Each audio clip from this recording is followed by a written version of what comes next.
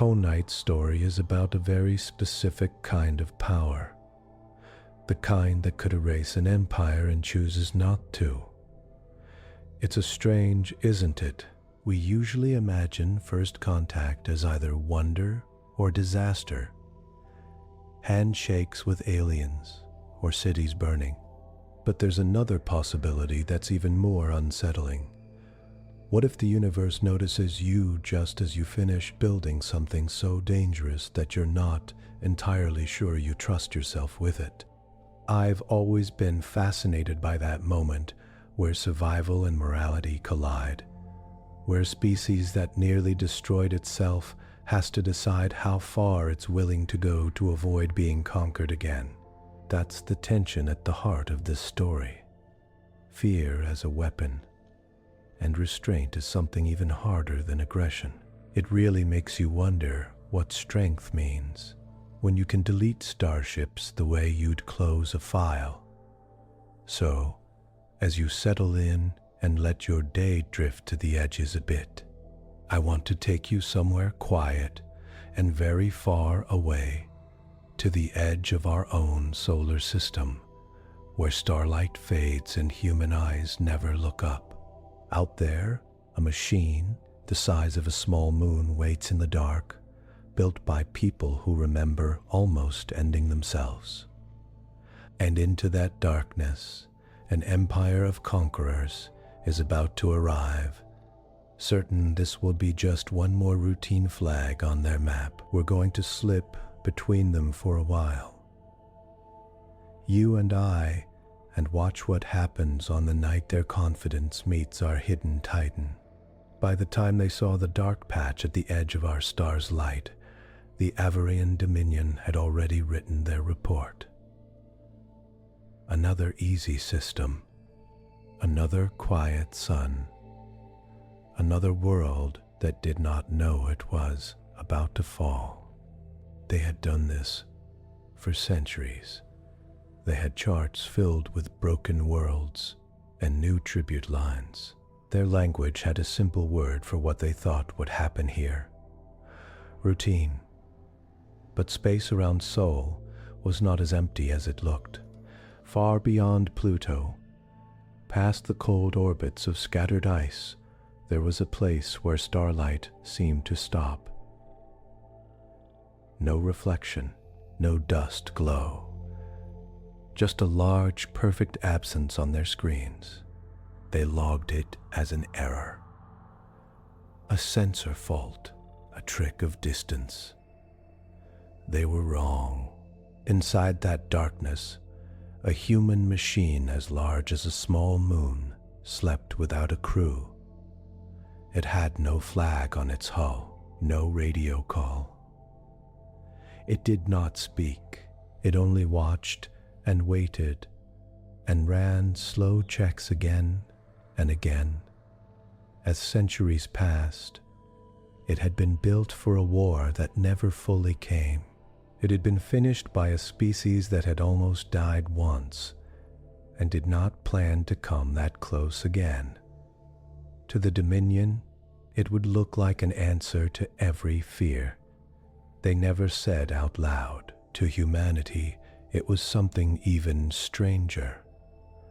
A promise to choose restraint even when holding the power to erase. Tonight, we slip between them, like a quiet guest drifting from bridge to bridge, watching a first contact that almost becomes a last. This is the night the Conquerors reach Sol. This is the night the Titan wakes. The Avarrion Dominion did not think of itself as cruel. In their own stories, they were the bringers of order. They talked about chaos the way old sailors once talked about storms.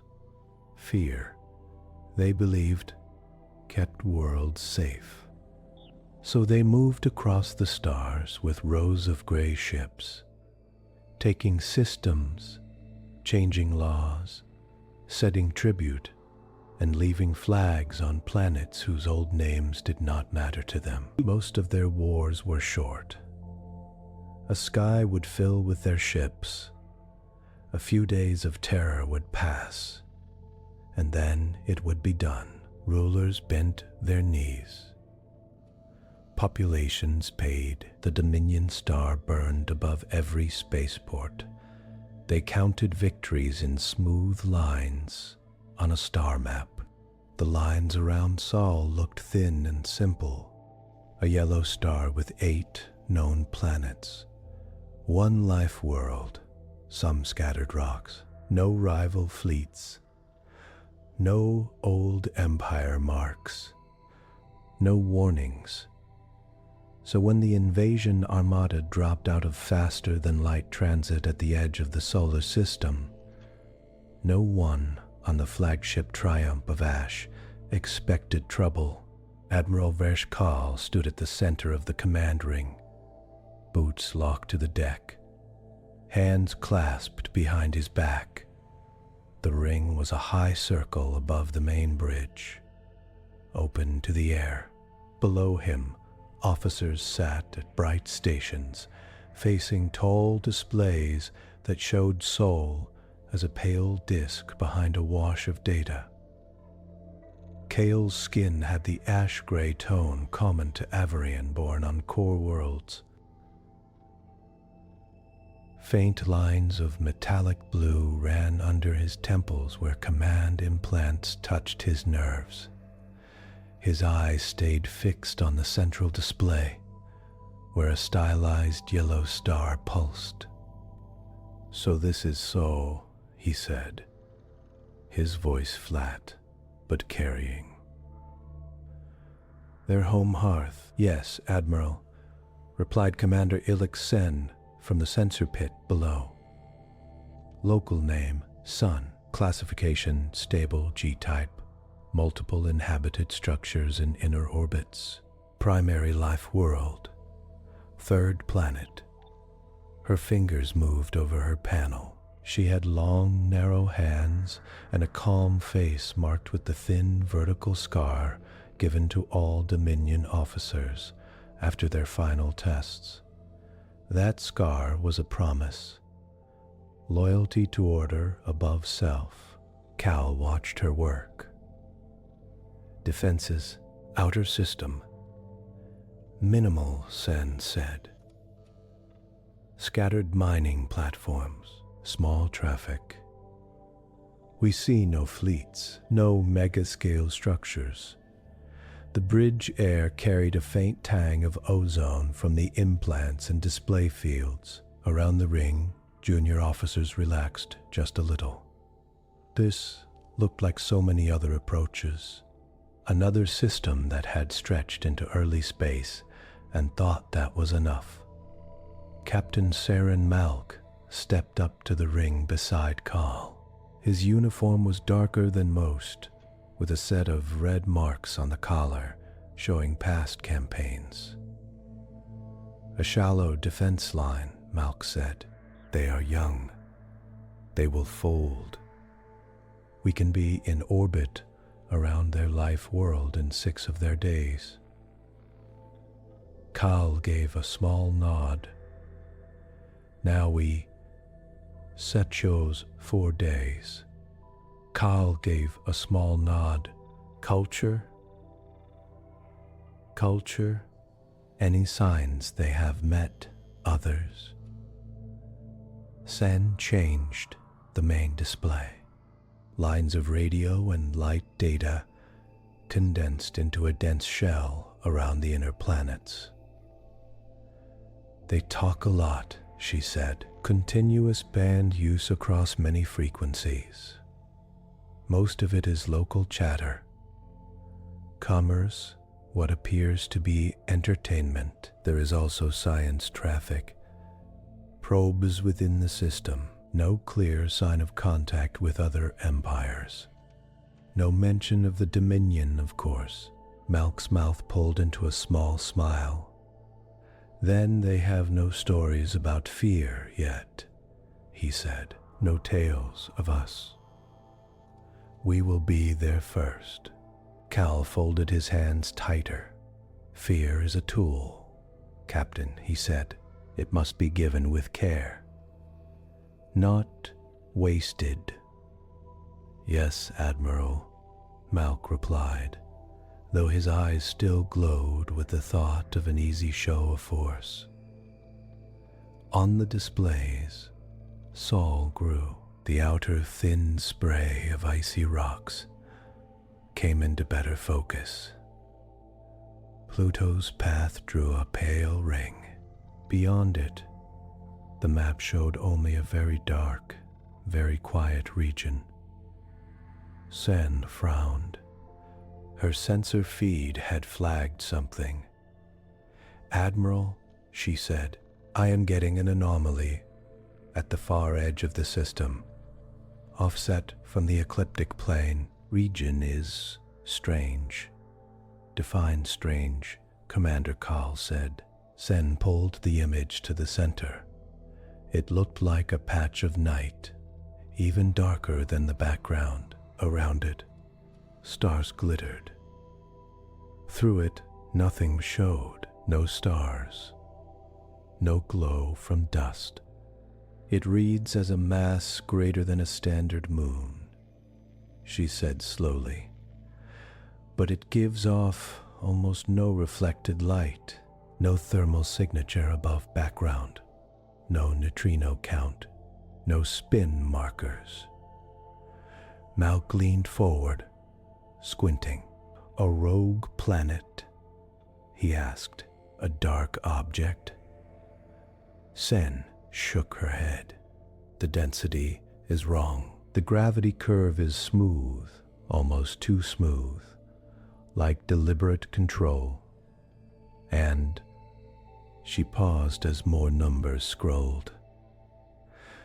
"There is structure in the signal noise, repeat patterns. Not natural." Kaal's eyes narrowed just a bit. "Have we seen anything like this in other conquests?" he asked. "No, Admiral," Senn said. "If those readings are correct, this is new." Malk gave a short breath that was almost a laugh. "With respect, this is the edge of a young system," he said. "Their own records we intercepted show nothing out here. They barely track their own comets. More likely your instruments miscalibrated during transit." Senn did not bristle. Instead, she ran a quick self-check across the sensor arrays. "Calibration is nominal," she said. "All arrays agree. The object is there. It is large, and it does not behave like rock or ice." Kaal studied the dark patch. "Could it be a shadow field?" he asked. "A natural dust cloud?" "No," Senn said. "There is a sharp edge, and the mass is concentrated. But it is not a sphere. The profile is flat in some axes, layered in others, like stacked plates." Silence settled over the bridge. A few officers shifted, looking from the image to their admiral. Malk broke that silence first. "Then we send scouts," he said. "We mark its true position, map any hazards, and continue inward. We waste time if we stare at a dark patch at the system's edge while their inner worlds get ready." Kaal had been raised on stories of hesitation as a sin. There were tales of a past admiral who had paused too long when facing a distant threat. That admiral's whole line had lost status for 100 years. Kaal would not repeat that. "Agreed," he said. "How many ships do you need, Captain?" 3 will do," Malk said. Not even taking a moment. "Fast, agile, with full recorders. Perfect for a simple recon." Senn glanced up. "Recommend more, Admiral," she said. "Until we know scale and nature, we should not assume." Kaal raised a hand just high enough for her to stop. 3 is sufficient, he said. We will not cower before an unknown shape at the edge of a minor system. The word cower settled like a weight to Avarrion ears. It was close to an insult. As you command, she said quietly. Within an hour, 3 slim corvettes, Steelmark, Revenant, and Spur, slid out from the Triumph of Ash's shadow. They were long, spear-like vessels, armed but light. Their engines burned bright blue as they changed course and headed for the dark patch. On the Triumph's bridge, Senn locked her focus on their data feeds. Lines traced their paths toward the anomaly, and a timer counted down the hours. Kaal pulled up ground plans for the assault on the inner system. He spoke with Malk in low, firm tones about where to show strength first. Mars, or Earth, belt, or moons. They talked about shock and message, about how many ships to leave in outer orbit as a show of reach. In the background, the timer dropped. 3 hours, then 2, then 1. As the corvettes closed in, the dark region began to fill more of their local sky. Stars behind it disappeared, as if something had cut a hole in the night. On Steelmark, sensors tried to read surface detail. They got only a smooth, perfect void. Range, Commander? Kaal asked. 50,000 kilometers, Senn said. 40, 30, their lateral thrusters are firing to adjust approach. They are cautious. Malk gave a short, sharp sound. They are timid, he said. At this distance, we would have already scanned and tagged a mining rock. Senn did not answer. Her eyes were on a faint shift in the numbers. Admiral, she said, the anomaly is growing larger on their scopes, faster than distance predicts. The gravity curve is changing. It is. The feed from Steelmark cut out, not faded, not scrambled. It ended in the space of a breath, a full stream of talking voices, sensor lines, hull status, gun readiness, gone. All rids vanished at the same instant. No final spike, no blast pattern. Then Revenant's feed died. A second later, spurs on the main display, 3 bright points marking the corvettes, winked out, leaving only the dark shape. The bridge went silent. Senn's hands flew over controls. Reacquire, Kaal said. Voice level but harder now. Get me their last frames. Their black box bursts. Trying, Senn said.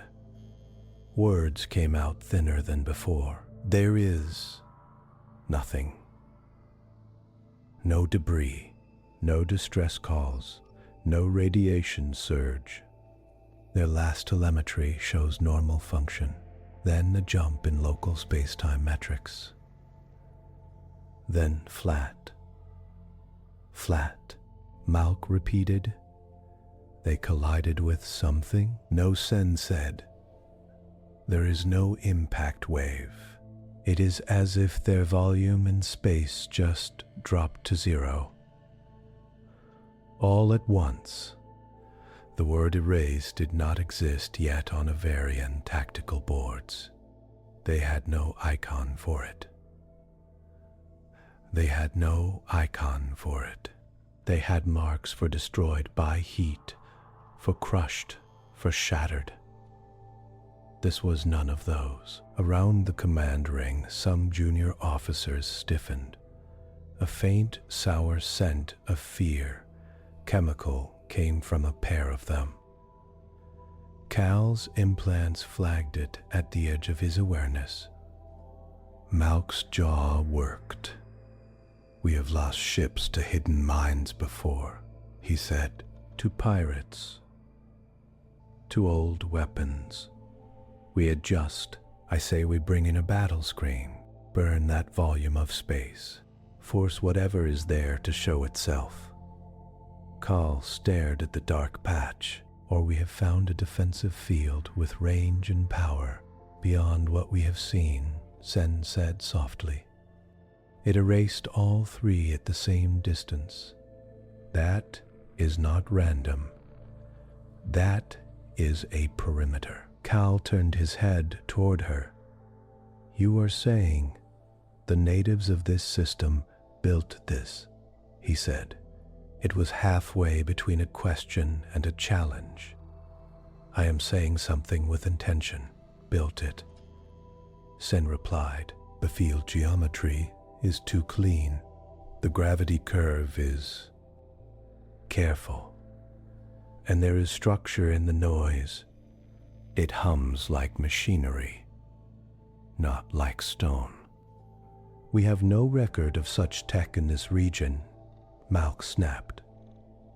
"The border scouts would have seen any neighbor with that kind of reach."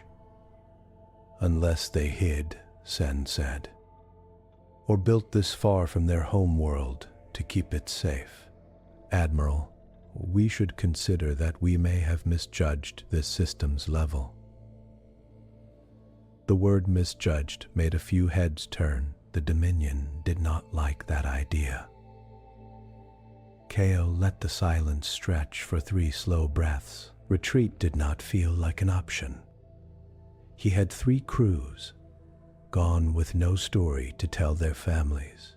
On the other hand, to press forward without understanding felt like aiming his whole fleet into a mouth he could not see. "We will not withdraw," he said at last. "Mark the perimeter where the ships vanished. No vessel approaches that line until we know more." Malk's shoulders dropped a fraction. Then he straightened. "And our plan for the inner system?" he asked. "We cannot allow this object to slow the whole command." Kaal looked at the star. Earth hung somewhere in that glare, a blue point waiting for his shadow. "We continue," he said. "We are the Dominion. A fortress at the edge of a minor sun does not change that.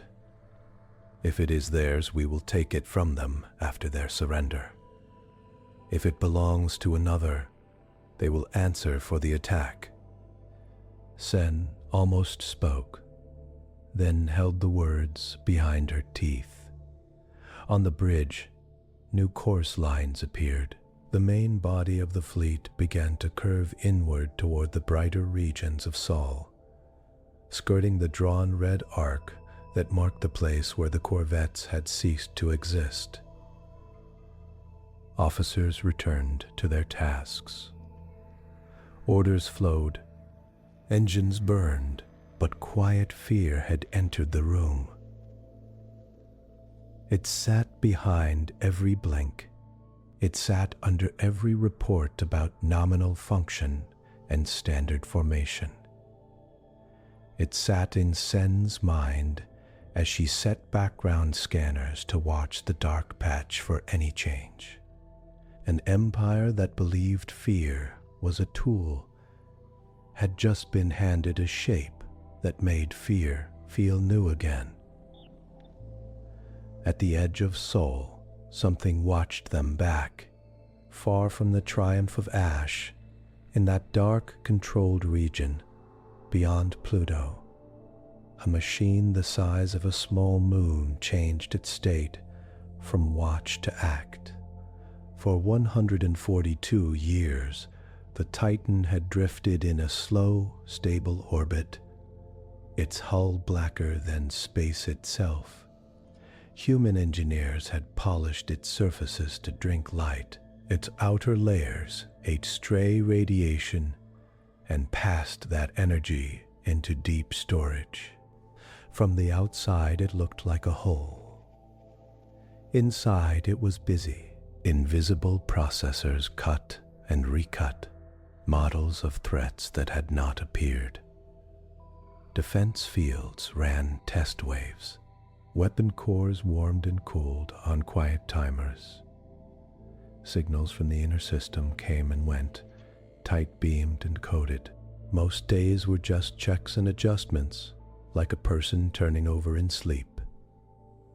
The erasure of the 3 Avarrion corvettes ended that long sleep. The Titan's local space-time sensors had picked up the first faster-than-light ripple when the Dominion fleet arrived. Deep inside its frame, old routines woke up, a Chet tree lit. Unregistered FTL signature, Vector. Inbound from outer arm, mass, extreme, formation, military. The Titan did not feel fear. It had no self in the way a person has a self. But the humans who built it had poured their fear into its design, line by line, so its response to this trigger was clear. The corvettes had brushed the perimeter. The Titan had given a gentle warning first. A slight bend in their path, a small gravity tug, a chance to stop. They had not stopped. Erase fields had bloomed across a thin shell of space, as precise as a scalpel. For 3/millionths of a second, reality inside that shell went strange. When it snapped back, there were no ships. Now, as the main fleet began to move inward, the Titan pushed power out from its deep reservoirs. For the first time, a faint glimmer touched parts of its skin. Lights came on. They did not blaze. They did not flash. They grew in slow, steady bands. Soft white markers along spine ridges, blue guide strips around launch bays, tiny green status dots near field projectors the size of mountains. Seen from a distance, it was as if a dark moon had begun to write lines of starlight across itself. On the Triumph of Ash, Commander Senn stared as the dark patch changed. "Admiral," she said, and her voice was not steady now. "The object is lighting up." On the main display, their best zoom showed the black region gaining faint structure. Straight edges, long curves, angles that only came from design. Kaal's jaw tightened. "So it is a station," he said. "A hidden fortress." "Size estimate updating," Senn said. Her panel chimed as new numbers rolled in. Length, approximately 2,000 kilometers. Mass comparable to a mid-sized moon, but denser. This is not a station around a rock. This is built from nothing. Whole body of metal and fieldwork. Malk stared. "That is impossible," he said at once. "No young race drags that much material into place. Even our core worlds do not build single hulls at that scale." "Yet it is there," Senn replied. On their tactical map, the Titan now had an icon, not a simple sphere, but a bar of light with branching shapes, like some vast artificial reef. "Is it moving?" Kaal asked. Senn checked. Her throat felt dry. "It is rotating slowly around its long axis," she said. "No translational drift beyond station keeping. It is holding position at the system edge. Then it is a deterrent," Malk said. "A scare piece. Their leadership put it here to frighten off raiders." It likely has many empty segments. Behind his words, fear pushed. It made him talk faster. On the Titan, kill mass projectors slid out from protective coffers. Field nodes aligned, sensors cooled to absolute zero, in some sections to catch every stray bit of Avarrion emission. Up and down had no meaning, but across its long hull, different elements took their places in an old, rehearsed dance. Deep inside its control core, a sliver of human-made intelligence reviewed its standing orders. Primary directive: prevent extinction of Sol, origin species. Secondary directive: minimize loss of life when possible. Tertiary directive: maintain concealment until deterrence is required. The arrival of a fleet able to erase Earth from orbit in minutes had pushed it into the space between those commands. Concealment was over. Deterrence was now. Still, its builders had hated waste, so its weapon fields, when they formed, were narrow and neat. The Titan did not fire yet. It watched the fleet's path. Closer in, near Earth, news of the outer anomaly hit human screens. In Norfolk, Virginia, Admiral Rebecca Shaw sat alone in a glass office that overlooked a tide-lit bay. The old naval base had changed across 2 centuries. The water was higher, the docks extended, but the feeling was the same. Steel, salt, and quiet, tense waiting. A wall screen in front of her showed solar maps. When the alert banner turned red and the outer system feed came up, she straightened in her chair. "Show me," she said. The map zoomed out to the Kuiper Belt, then further to the dark region at the edge. Data overlays popped up. UN-registered FTL, flare. Multiple SIG natures, locale anomaly activation, Titan status change. Shaw's face did not show much. Years of hard choices had trained her features to stillness. Only her right hand, where 2 fingers tapped the arm of her chair, betrayed any tension. "Confirm Titan wake," she said. Her aide's voice came over the intercom tight. "Confirmed, Admiral. Deep black protocols have engaged. Outer shell fields are online. Perimeter event 90 seconds ago. 3 inbound unknowns erased at boundary." Shaw closed her eyes for half a breath. In all their drills, all their quiet plans, it had never gone beyond small deflection pushes. "Who else is on this channel?" she asked. "Inner Defense Council. Select," the aide said. "Caldwell is patched from Colorado Springs. Voss is linked from Houston. Reyes is on standby at Geneva broadcast." Shaw turned in her chair. The office glass blurred as privacy mode came on, frosting out the view of the bay. 3 new windows formed in the air. Maya Caldwell's face came up first.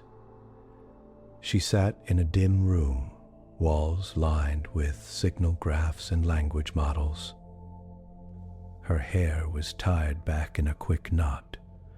A half-finished cup of tea steamed near her elbow. "Rebecca," she said, "in seeing the same feed, those FTL signatures, that's an organized navy. Not pirates, not a lost trader." Next came Lena Voss. Her backdrop was a slow spin of Titan design models. Lines of structure, field maps. Her eyes looked tired, as if she had not slept for several days, which was likely true. "Shaw," Voss said softly, "is it real this time? Outer contact, not just a drill." "Real," Shaw said. "Massive fleet at the edge, coming in from outside our mapped negotiation network. And Titan has engaged Level 3 protocols." Voss' face went whiter. "Erase fields?" she asked. Shaw looked down. 3 unknown scouts crossed the boundary, she said. The system reacted. "We have no other way to stop ships that brush that close, without knowing intent." Voss put a hand over her mouth.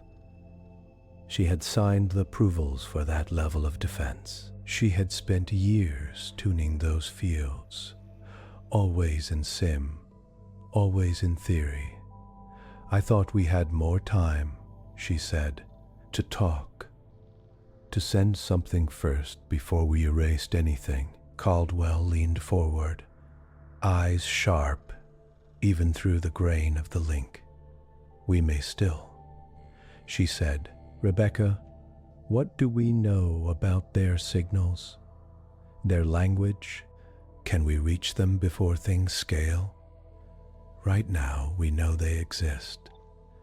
They travel fast, and they sent armed scouts straight at our most sensitive project," Shaw said. "We also know they just watched 3 of their ships vanish. That is our only message so far."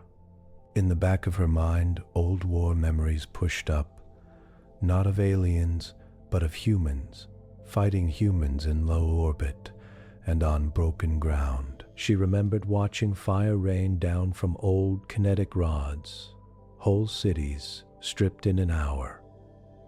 The Titan had been born out of that shame. "What about the fleet as a whole?" Voss asked. "Do we let Titan fire again, or hold?" Shaw looked at the feed from the anomaly. The Titan's lights were clearer now, even from inner system scope. It hung in the dark like a city built sideways, all long ribs and flat plates and protruding spines. It looked patient. "Titan has autonomy up to a point," Shaw said, "but it is still our machine. We can change its rules if this gets out of hand. For now, I wanted to show just enough to make them stop and think. Not enough to make them panic and lash out." Caldwell nodded slowly. "A controlled fright," she said, "just a sharp line in their minds. We can erase you. We choose not to. Leave." Shaw met her gaze. "Maya, start working on language locks," she said. "If these visitors try to hail us, I want you ready to answer with something that slows them, not speeds them up." "On it," Caldwell said. "Pull everything from their wideband chatter. Build a fast decode. Set. We may have to go with tone and pattern more than words at first." "Lena," Shaw went on, "I need you looking at Titan's engagement curves.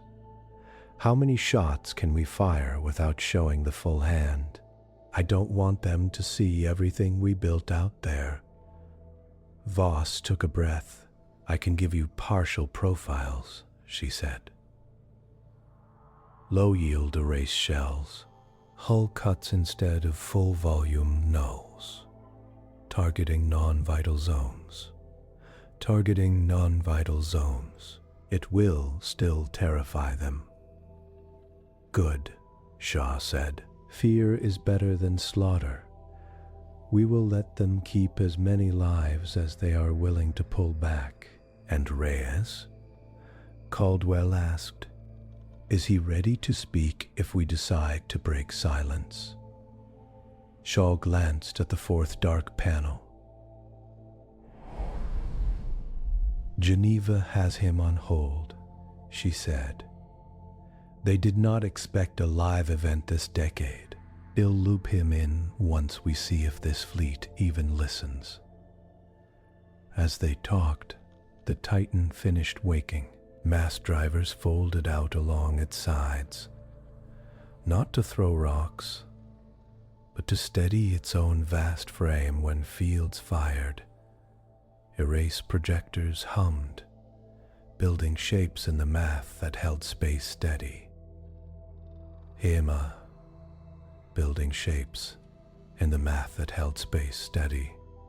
The Titan stretched its senses like a cat stretching claws, touching every Avarrion ship with invisible beams, reading hull composition, field strengths, fuel levels, crew density.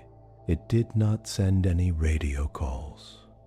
It had been told long ago, let the humans speak with mouths. Not you. Instead, it reached into the vacuum and made small changes. On the triumph of ash, alarms blared. Admiral, Senn called. Our forward screen just lost integrity on Sector 12. No impact. No heat. The field just fell apart. Malk swore, defensive bubble up, full, he said. Arm all plasma banks, spin up spinal cannons. I want every barrel ready. Kaal raised his hand. Hold your fire, he said. We do not shoot at a thing we do not understand without a test. Admiral, they erased 3 of our ships, Malk said sharply. We have to answer that. They will see restraint as weakness. Kaal's eyes stayed on the Titan image. Or they will see panic as prey scent, he said. We will not give that either. He paused, then spoke again. We will send a signal first. Broad, demanding answer. If they are capable of building this, they are capable of talk. Around the bridge, that idea hung in the air. Talk with something that had just cut out a piece of their formation without firing a shot, Commander Senn. Kaal said, what do our scans show about its hull? Any clear weapons? Senn magnified. The Titan's skin looked almost smooth from a distance. But up close, there were lines like scars. Long seams where panels met, deep wells that could be ports, plates that might hide arrays. It has many openings that could be weapon mounts, she said. I count at least 300 along its length, possibly more. Field emitters are fully active across its surface. I cannot see any of their cores. They are buried deep. Can it move? Kaal asked. Yes, Senn said. Easily. With push like this, it could cross inner system in days. But it is not moving now. Malk let out a slow breath that shook just a little. They built a Titan to sit at their gate, he said, and we walked straight into its stare. Kaal keyed the central comm. This is Admiral Rebecca Shaw of the Avarrion Dominion, he said. To unknown facility at the edge of this system. You have attacked our ships. Identify yourself, or be treated as hostile prey.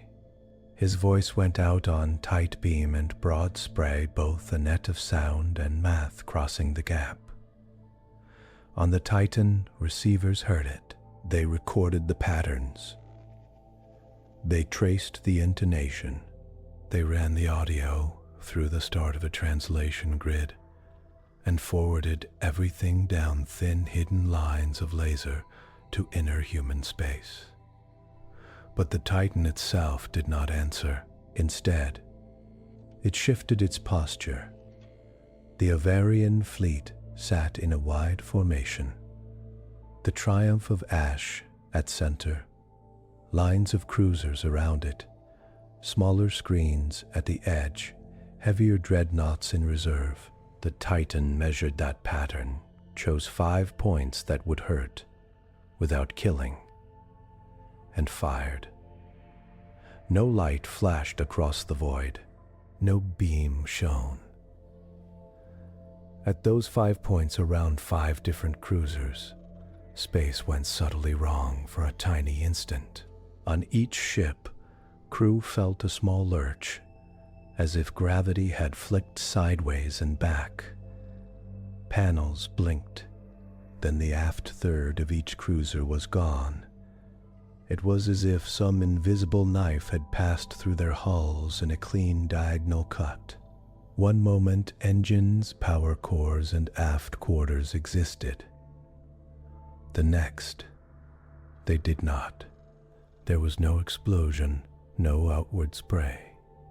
The front section, still under forward drift, wobbled as their balance shifted. On the Triumph's bridge, Senn's console screamed.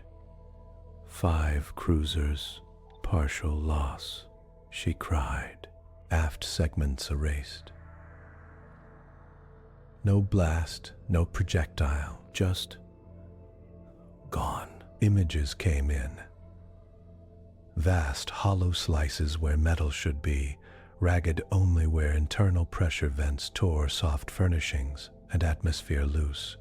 But there was no debris field where engines had been. No chunks. Just open space. Shouts rose on many Avarrion bridges. Crew fought to seal bulkheads, to close off exposed ends before all air was lost. Emergency fields flared. Malk slammed a fist into the rail. "This is attack," he said, voice fierce with fear. "Measured attack. They are toying with us." "Admiral, we must fire back now." Kaal watched a magnified image of one of the crippled cruisers spin slowly, its back half cut off like the end of a cigar. He thought of all the worlds that had watched his own ships blot out their skies. He had seen cities burned. He had ordered strikes that left only glass. Whoever controlled this thing at the edge had chosen not to do that to him. "Fire a test volley," he said at last. "Full power from 3 dreadnoughts. Aim at its outer hull only. I want to see what happens when our strength meets its skin." Malk did not wait. "Triumph batteries, target the object," he barked. "All ships in firing line, synchronize." Out in the dark, the Avarrion fleet opened fire. Blue-white plasma lances, each hot enough to rip a small moon apart, stabbed across the distance. They hit the Titan's hull along one long section. From the Triumph's view, it looked like the Titan was swallowed in starfire. Senn watched her readings. Her hands shook now. "Impact," she said. "Field contact. Now." Where the plasma met the Titan's surface, the light bent. It flowed sideways, not inward, sliding along an invisible curve, then arcing out into space and fading. The hull itself showed no change, no char marks, no stress. It ignored it, Senn said, her voice small. Malk stared, chest heaving. "Again," he said. "Harder. Push overload." Kaal held up his hand. "Stop," he said. "We do not drain cores throwing light at a wall that does not notice. Across the inner system, humans watched that same fire dance. On Earth, on Mars, on scattered belt stations, people stood before public screens and saw for the first time a battle between their secret and a foreign sky. In Houston, Lena Voss saw the Titan shrug off the storm and almost choked. "It worked," she said, half to herself. "The null fields, they phased the energy sideways. We did it." Then, softer, "What have we done?" In Colorado Springs, Maya Caldwell did not look at the weapons. She watched the patterns of Avarrion comms. Instead, voices ramped up, stepped over each other, surged in what her mind quickly tagged as panic argument. She took notes. This sound meant fear. That syllable spike meant anger. This lower tone meant rigid control, trying to hold. "Rebecca, they are shouting. They are not used to feeling small," Good Shaw said in Norfolk. "I want them a little small before you speak." "Before I speak?" Caldwell asked. Shaw's eyes were on a new graph, projected casualty lines if the Titan changed from partial hull cuts to full erasure shots. "Maya," she said, "start building the message we talked about in those old drills. The one that says, 'We can finish this. We will not if you leave.' No glory, no boasting. Just fact." Caldwell's stomach tightened. She remembered those drills, long nights spent thinking about how to make an empire step back without pushing it into rage. "Ill start," she said, "but we need a voice to carry it. Someone who sounds ordinary, not proud, not afraid." Reyes, Shaw said, "Get him ready." Out beyond Pluto, the Titan watched the Avarrion fire slow, measured the faint cooling of their guns, and saw no further inbound scouts. So it held its next shots. It could have carved their flagships in half as easily as it had sliced the cruisers.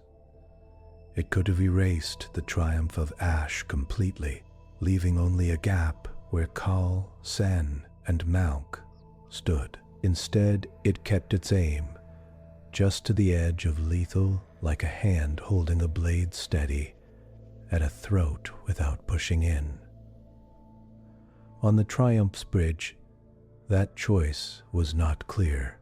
All Kaal could see was this. When they attacked with full force, the object did not seem to care.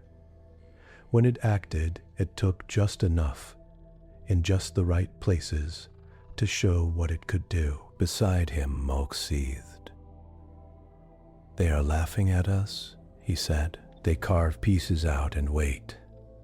They want us to beg." Senn did not think that. Her math told her something else. "They are giving us data points," she said quietly. "First they erased scouts across a line. Now they take parts of ships, not whole.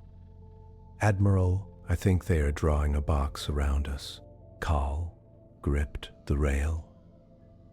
"If that is a border," he said, "then we are already inside it." He looked at the Titan's calm, unblinking shape. For the first time in his long career, he felt that his fleet was not the largest power present. Not even close, far away. On a small blue world, humans who had almost ended themselves once sat around screens and debated whether to show even more of what they had built. To survive, the sky between them was very, very quiet. Inside that quiet, Titan Systems waited for the next human order, and somewhere in Geneva, Daniel Reyes sat in a studio, hands folded, listening as someone in his ear said, "Stay ready. They might ask you to talk to the Empire that just met our giant in the dark." Maya Caldwell had always liked patterns.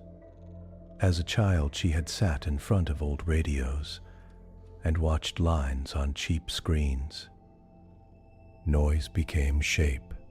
Shape became meaning. The world felt less random when she could see how signals rose and fell.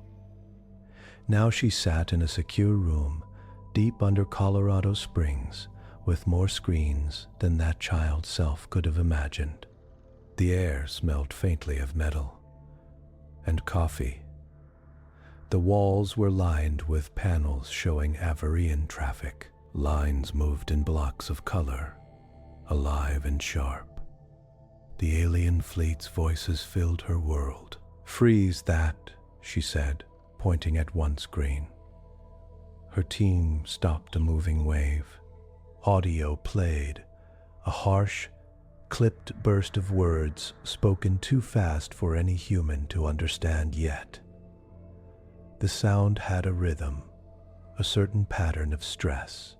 "We keep hearing that pair," Maya said.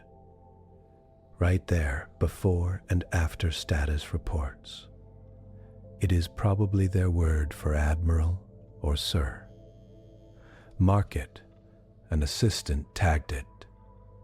Other blocks had labels now, possible terms for ship, fire, damage, hold, boundary. The more the Avarrion shouted at each other, the more data Maya got. She did not like that fact, but she used it. "Any sign of peace terms?" she asked. Her deputy, Kareem, shook his head. "Nothing that looks like surrender or retreat, yet," he said. "Lots of commands, lots of disbelief.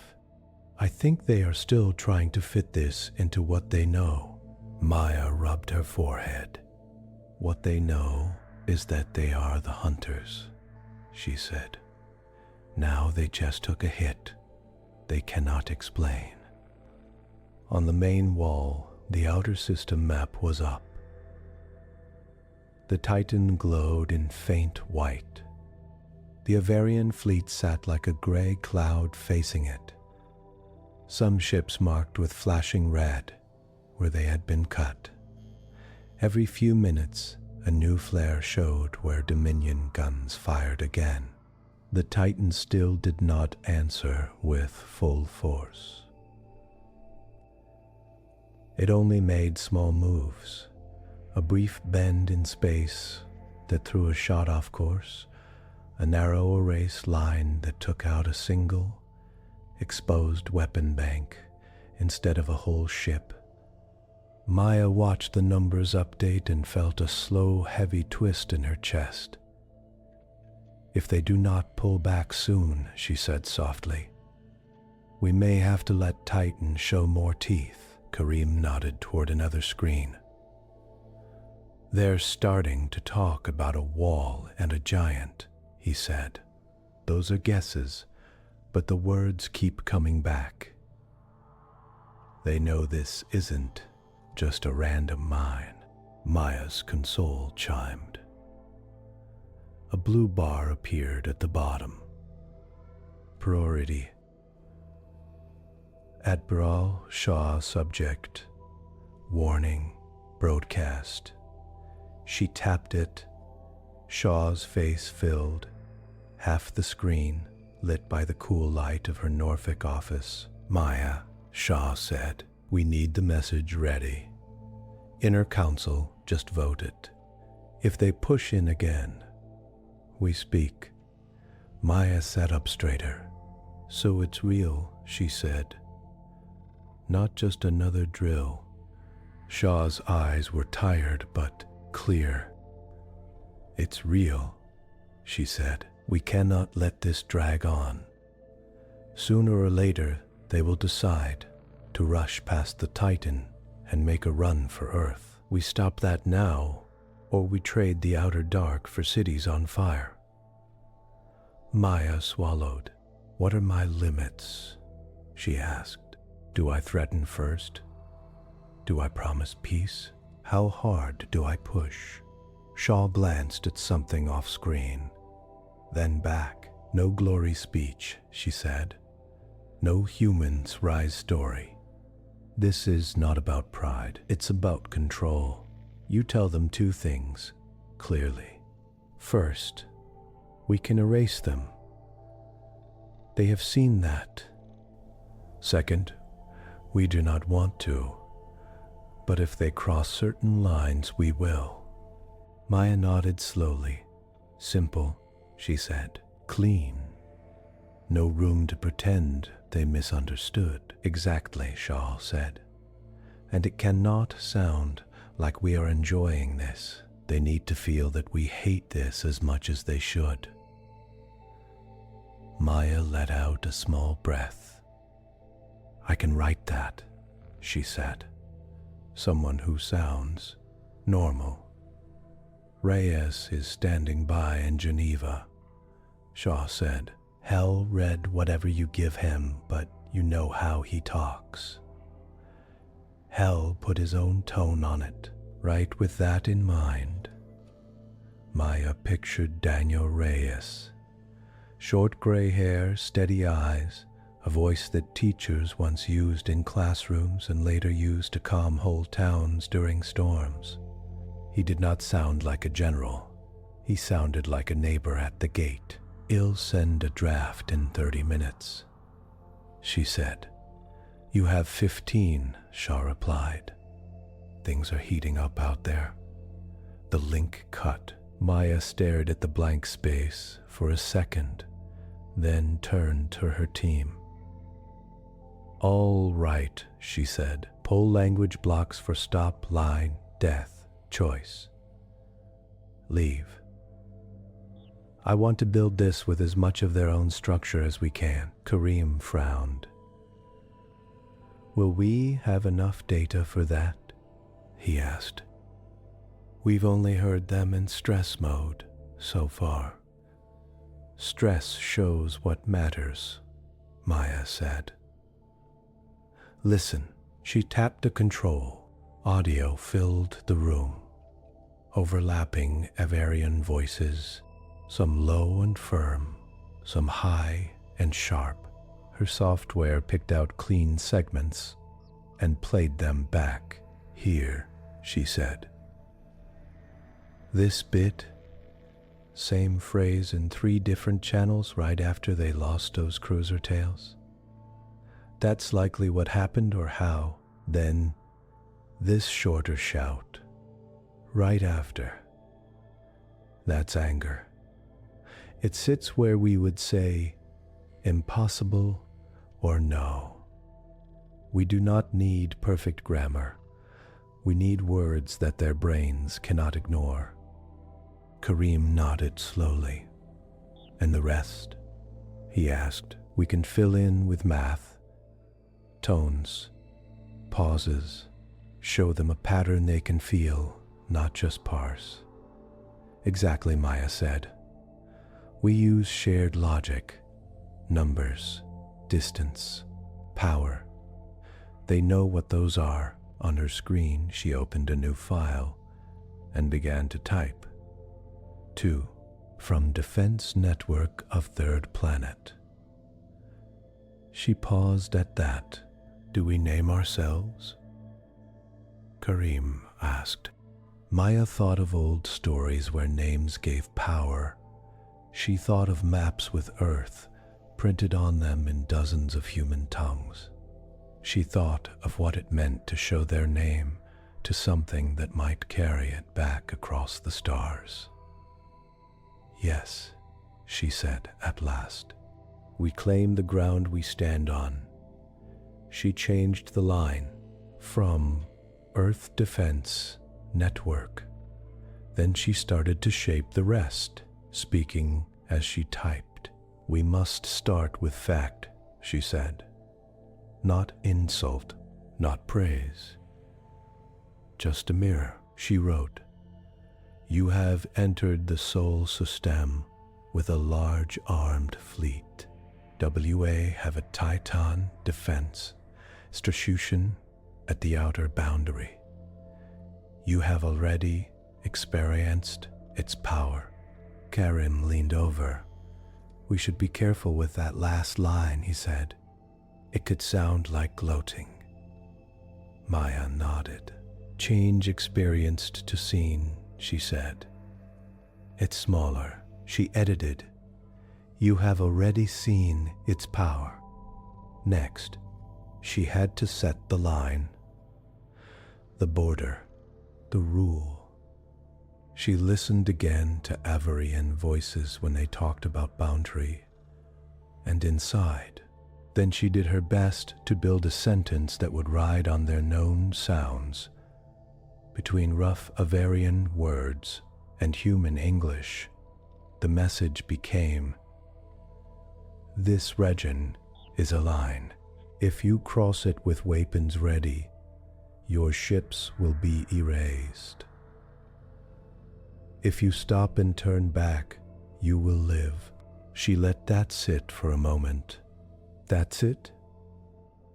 Karim asked, so short. Maya shook her head. Not yet, she said. We also need to say something about choice, about us not being like them. She thought of what Shaw had said. No glory, no pride, just truth. We tell them why we built this, she said quietly, and what we want use it for, unless they force us. She typed again, choosing each word slowly. Why on earth built this Titan after a war that almost killed us? Why ye built it and us without warning? It is not made for conquest end. It is made so. Karim watched her hands. Will they even care why we built it? He asked. Maybe not, Maya said. But some of them might. On some bridge out there is a mind like yours. Listening, we talk to that mind. She went on.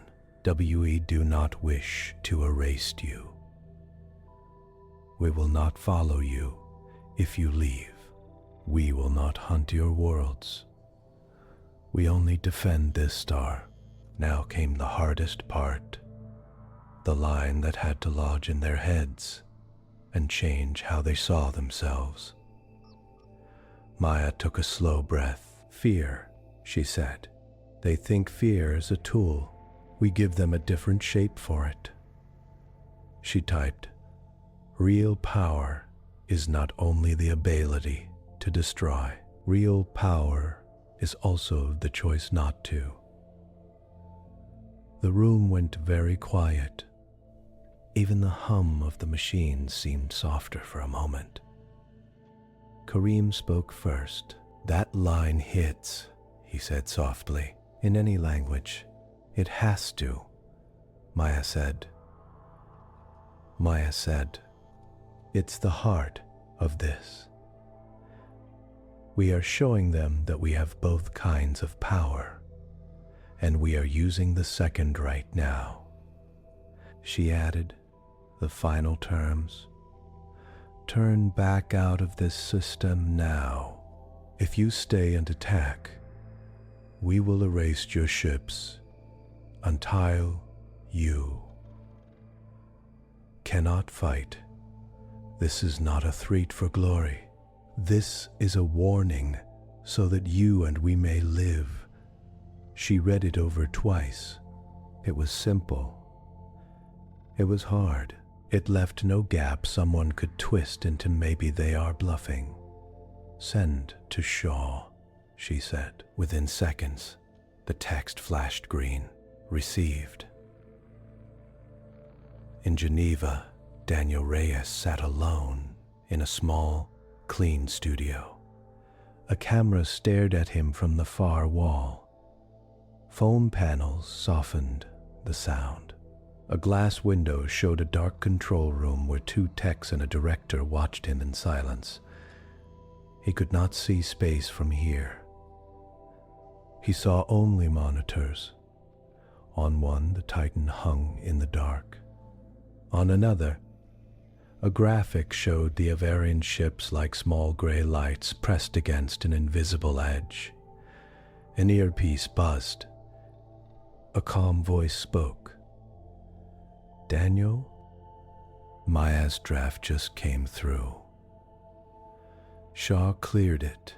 We're sending it to your screen now." Words unfolded on the monitor in front of him. He read them, lips moving without sound.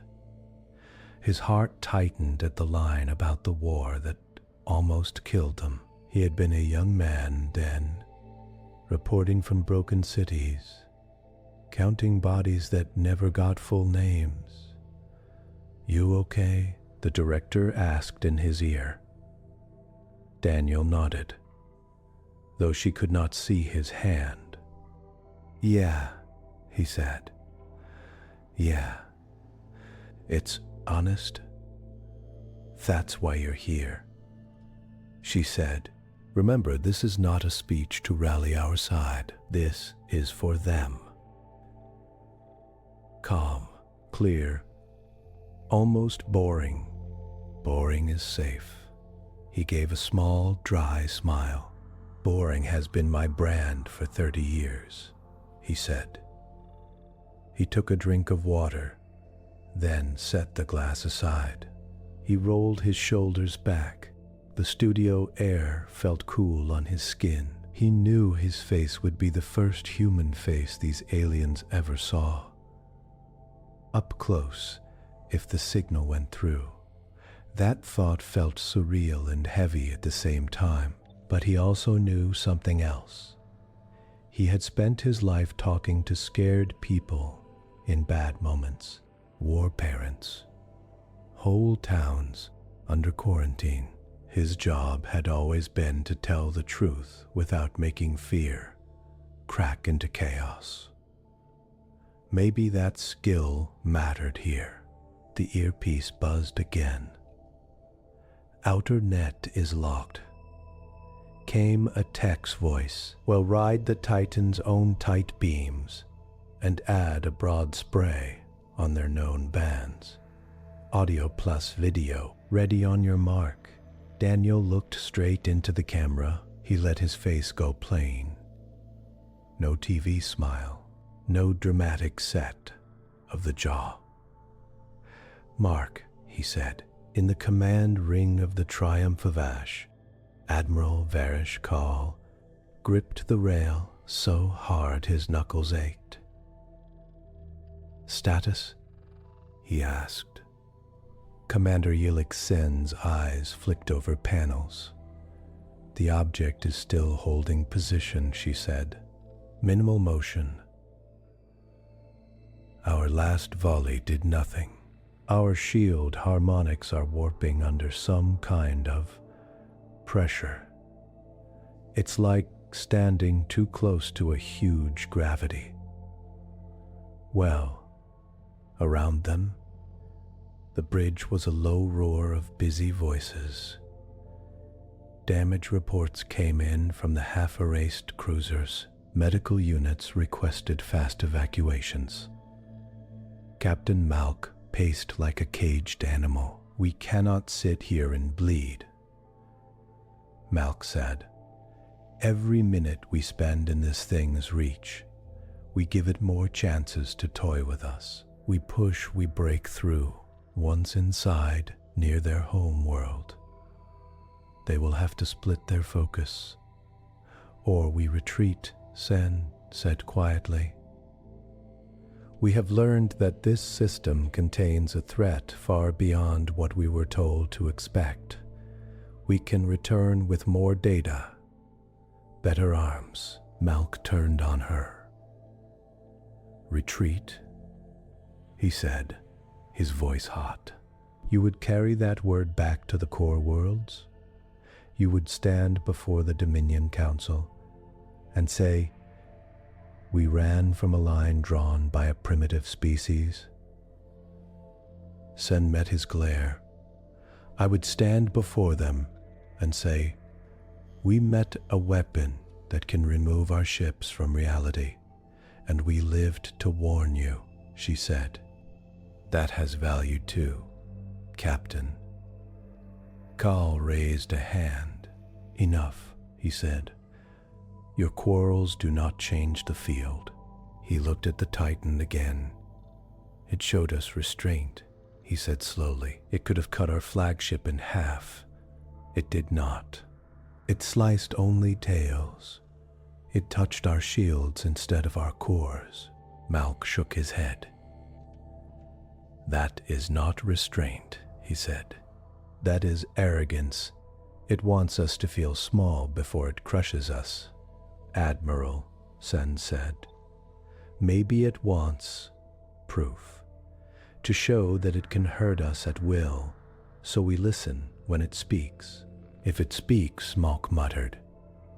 As if on cue, every display on the Triumph of Ash flickered. For a half-second, the star map vanished. Even the low glow near the floor panels dimmed. Then all screens came back at once, but with a new window forcing itself to the center of each. It was a face. It looked almost like theirs. Two eyes set forward, a nose, a mouth. The skin tone was a warm brown, with lines at the corners of the eyes that spoke of age, but not weakness. Hair close-cut and gray. The being wore no armor, no visible rank, just a plain dark shirt. Kaal's first thought was not about the features. It was about the gaze. The eyes looking out from the screen were steady, not wide with fear, not thin with contempt, just focused. Audio came through their speakers, wrapped in a layer of automatic translation their systems struggled to keep up with. A second voice, synthetic but clear, spoke in Avarrion over the original human words. Built from the pattern library in Maya had made. "This is Daniel Reyes," the human voice said, just as the Avarrion translation gave. "I am Daniel Reyes." Daniel's tone was level. He did not raise his voice.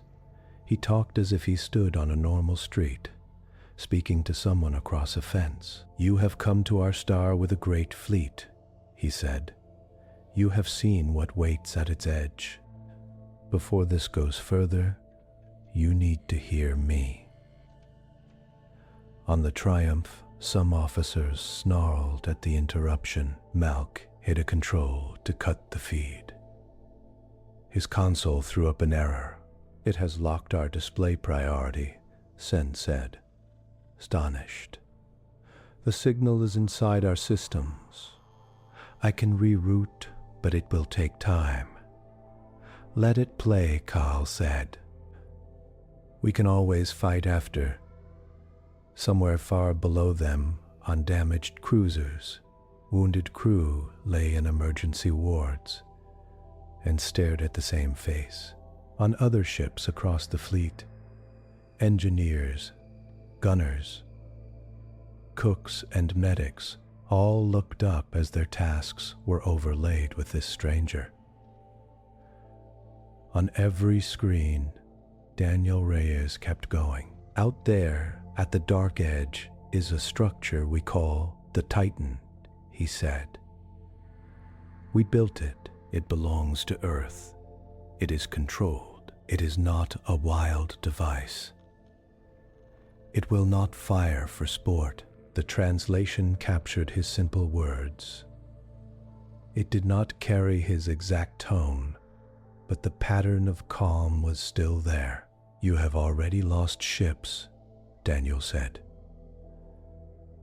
"We saw your scouts cross a line." The Titan erased them. We saw your main ships come close and fire at it. The Titan cut pieces instead of whole hulls. You may think this is a game. It is not. It is us trying not to kill you.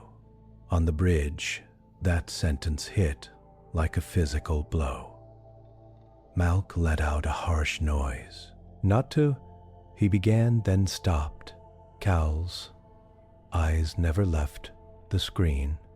Daniel went on. We know what it is to almost die, he said. We did it to ourselves long before you came. We burned our own cities. We broke our own sky.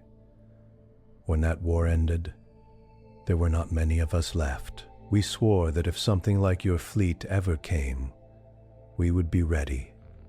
That is why the Titan exists. Some Avarrion on outer decks shifted when the translator reached that part. They had seen broken worlds too. Hearing that this Earth had done that to itself made them feel a strange mix of scorn and cold kinship. We did not build that Titan to chase you, Daniel said. We will never send it to your homes. We did not build it to write our name on your maps. We built it so that, at this moment, we could say a clear word to you. He paused, his eyes held steady on the lens, as if he truly saw Kaal and Senn and all the others. In truth, he saw only the small, dark circle of the camera, but he imagined their faces with a reporter's habit. Stop, he said. Turn back. The translator turned that into the simplest Avarrion word for halt that Maya's team had found, followed by the term for reversal. If you stay and keep firing, Daniel said, the Titan will erase more of your fleet. It will do it cleanly. No debris, no wreckage. Just absence. It can erase every ship you brought. It will, if we must choose between you and our world. His voice did not rise or shake on that last line. He sounded sad, more than angry. Across the Triumph's bridge, officers shifted. Some glared, some stared, some looked down. If you turn back and leave our system, Daniel said, we will not follow. We will not hunt you. We will not send ships after you. We will stay in our own sky. You will live to tell your people that there is a place in the arm where a small blue world built a giant in the dark and chose not to use it to kill you. Then he spoke the line Maya had written. The line that had to stay in their minds. You think power is the ability to destroy. He said, we learn that real power is also the choice not to destroy, even when you can. The translator gave it in careful Avarrion. Strength is not only to erase. Strength is also to hold back the erasure. On the command ring, that idea hung in the air. Malk's hands clenched. He dares to speak of strength, he said, his voice low with disbelief, while he sits safe on his world, under his monster's shadow. Senn, without taking her gaze from the screen, spoke softly. Maybe that is strength, she said, to sit under such a blade and choose not to swing it unless forced. Daniel finished. This is not a threat for glory, he said. This is a warning so that both of us may live. Turn back. Go home. Tell your people what you found here. Do not make us decide how many of you must die before you listen. He looked into the camera for one more heartbeat, as if waiting to see an answer. Then the screen went black. In the Colorado Springs room, Maya watched the Avarrion comms spike. They heard it, she said. They heard every word. Their bridge channels just went wild. Some are using terms that map to shame, others to challenged, others to fear. Kareem stared at a live plot. And some are quiet, he said. Look here, several captains have cut their open channels. They are going to secure lines. That's where the real decisions are. Can we listen? Maya asked. Not yet, he said. Their tight beams are harder, but we can see who is talking to whom. He pointed to a cluster of nodes near the center. Their flagship is still sending orders, he said. But a few outer ships are not relaying as fast as before. Maya's chest felt tight again. They're thinking, she said. Good, let them think. On the Triumph's bridge, silence stretched after the screen cut. No one wanted to speak first. Finally, Malk broke it. Admiral, he said, each word coming slow. This is simple. They have insulted us. They have admitted that they fear us enough to build this Titan, and now they think they can throw mercy in our faces like scraps. He pointed toward the main display, where the Titan still glowed faintly. We answer with a full assault, he said. All guns. All drives. We push through.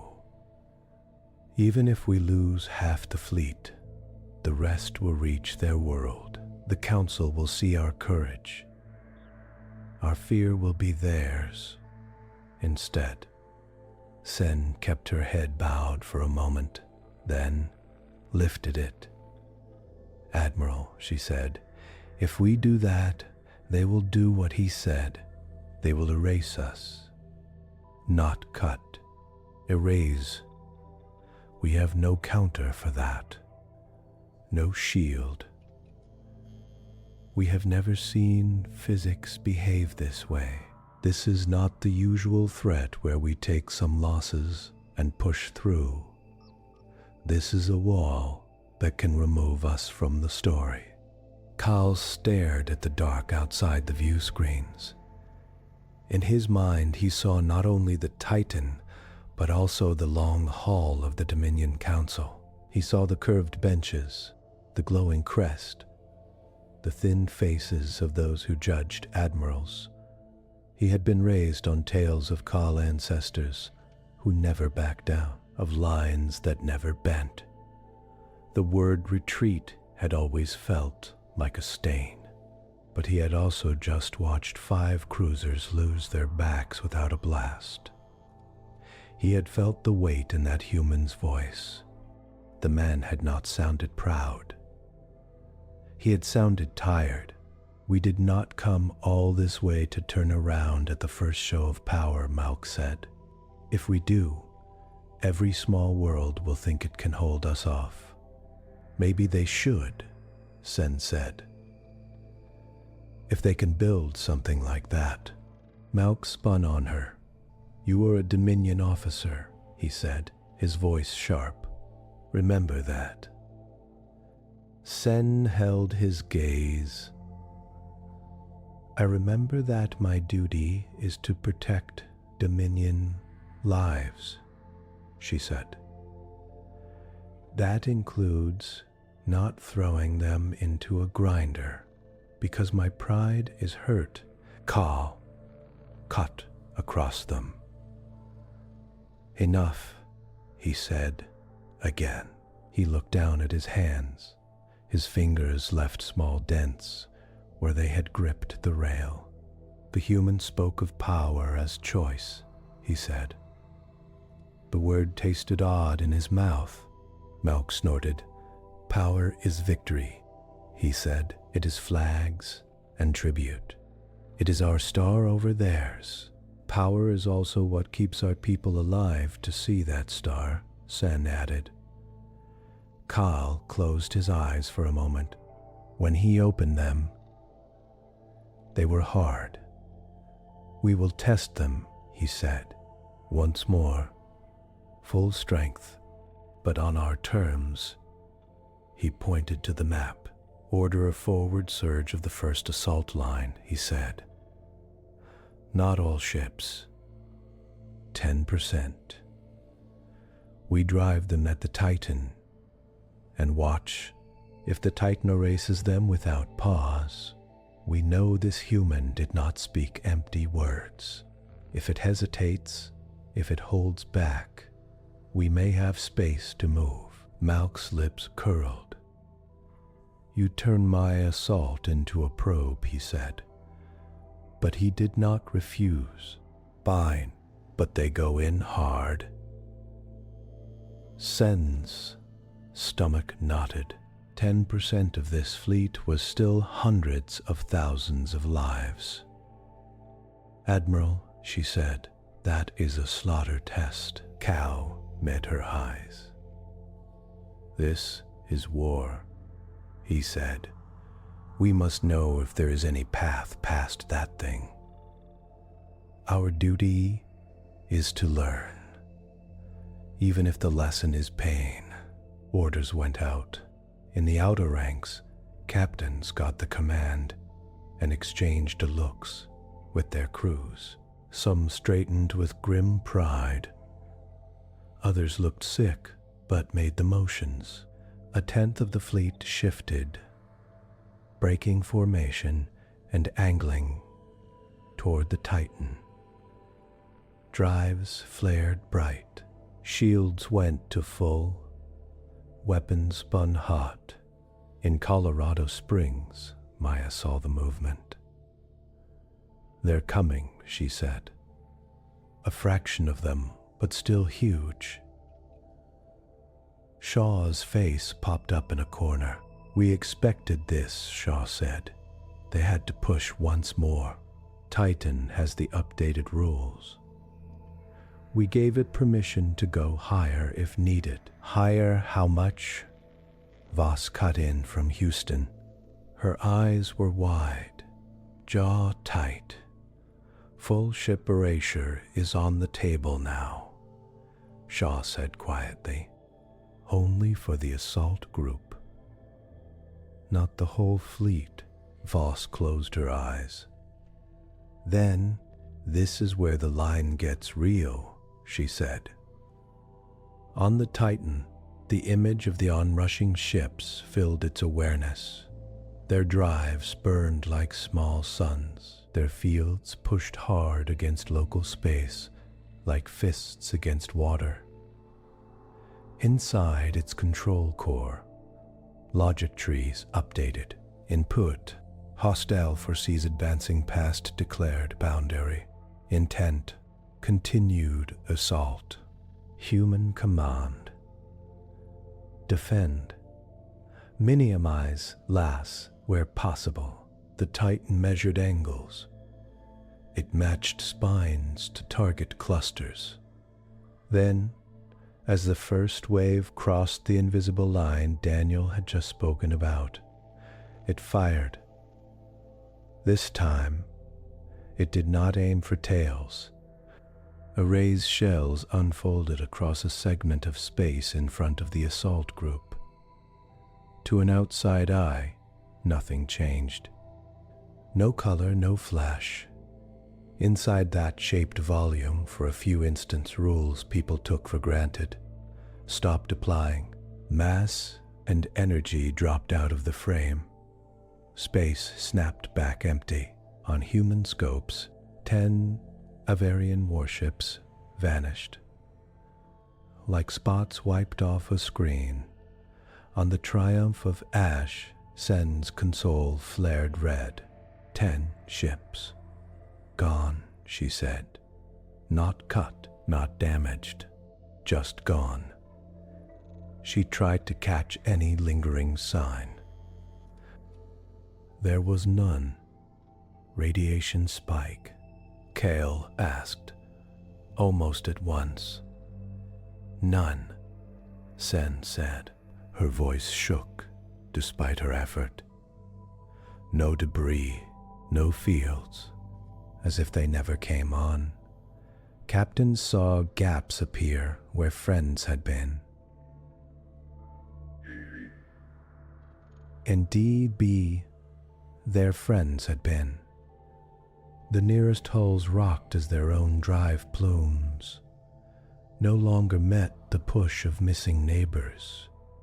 Shouts filled their bridges, some kept going. The culture of the Dominion had not taught easy stopping. The Titan fired again. 5 more ships left no trace. On the Triumph, a wave like a sigh went through the bridge.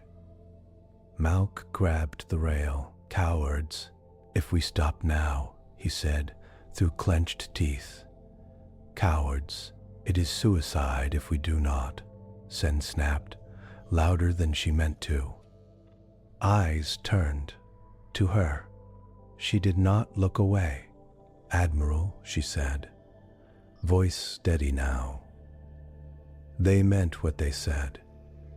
They will erase us, ship by ship, until nothing remains, and they do not even look strained. Our screens show no power drop-off, no heat bleed. This is not a close fight. This is them holding back. Kaal looked at the casualty count. 20 ships, then 30, then 40. Each number was a blow. He thought of the families linked to those hulls. He thought of lines on the Dominion map, places they had taken with less cost than this single day. He also saw something else. After the Titan's second full salvo, it stopped. The assault group still had more ships. They were still moving forward, some slower now, some trying to veer. But the Titan did not erase every last one in that push. It left gaps. It left survivors. That pause, he said. It could have removed them all. It did not. On those half-broken assault ships, some captains saw the same thing. One, a female commander named Reyes, stared at the dark shape ahead and felt something crack inside. We are insects to it, her helm's officer said. Even insects can turn. Reyes replied. She had grown up on a poor world that the Dominion had taken easily. She remembered looking up at new banners, being told that fear kept the peace. She had believed it. Now she tasted that same fear turned back at her. She made a choice that would have been unthinkable a day ago. Cut thrust, she said. Rotate us away. Full burnout of system. Kill weapons. Drop shields. Her bridge crew stared. Captain? Her weapons officer said, shocked. That is an order, Reyes said. If you want to file a complaint, you can do it when we are alive back at port, around the fleet.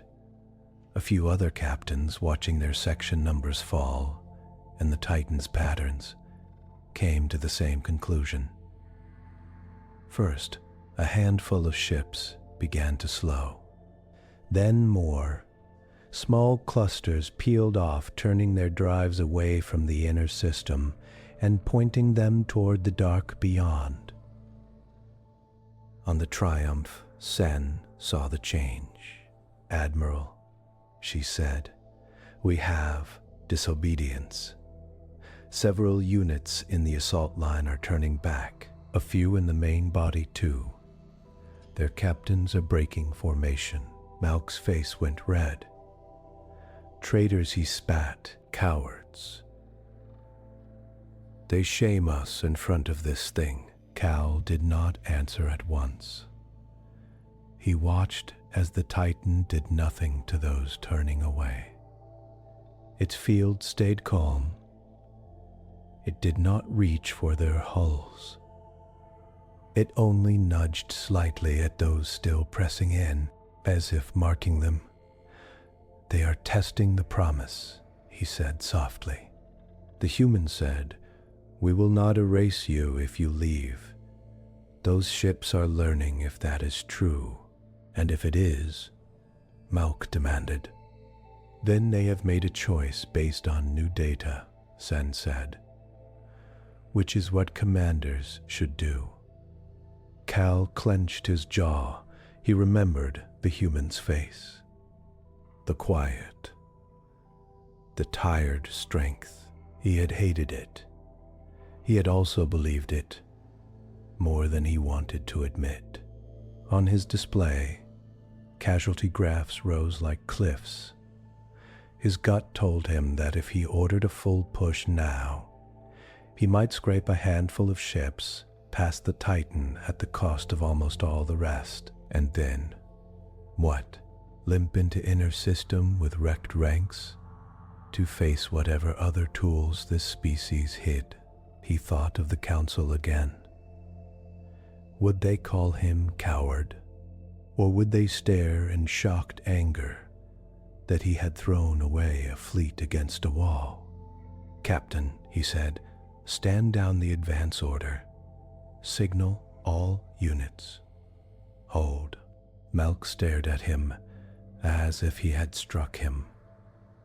"Admiral, that is an order," Kaal said, voice sharp as cut glass. "We have tested the wall and found it solid. Further attack serves only pride. We protect what remains." The command went out. Across the fleet, drives dimmed. Some assault ships still pushed, momentum carrying them closer to the Titan. It took time to slow such mass.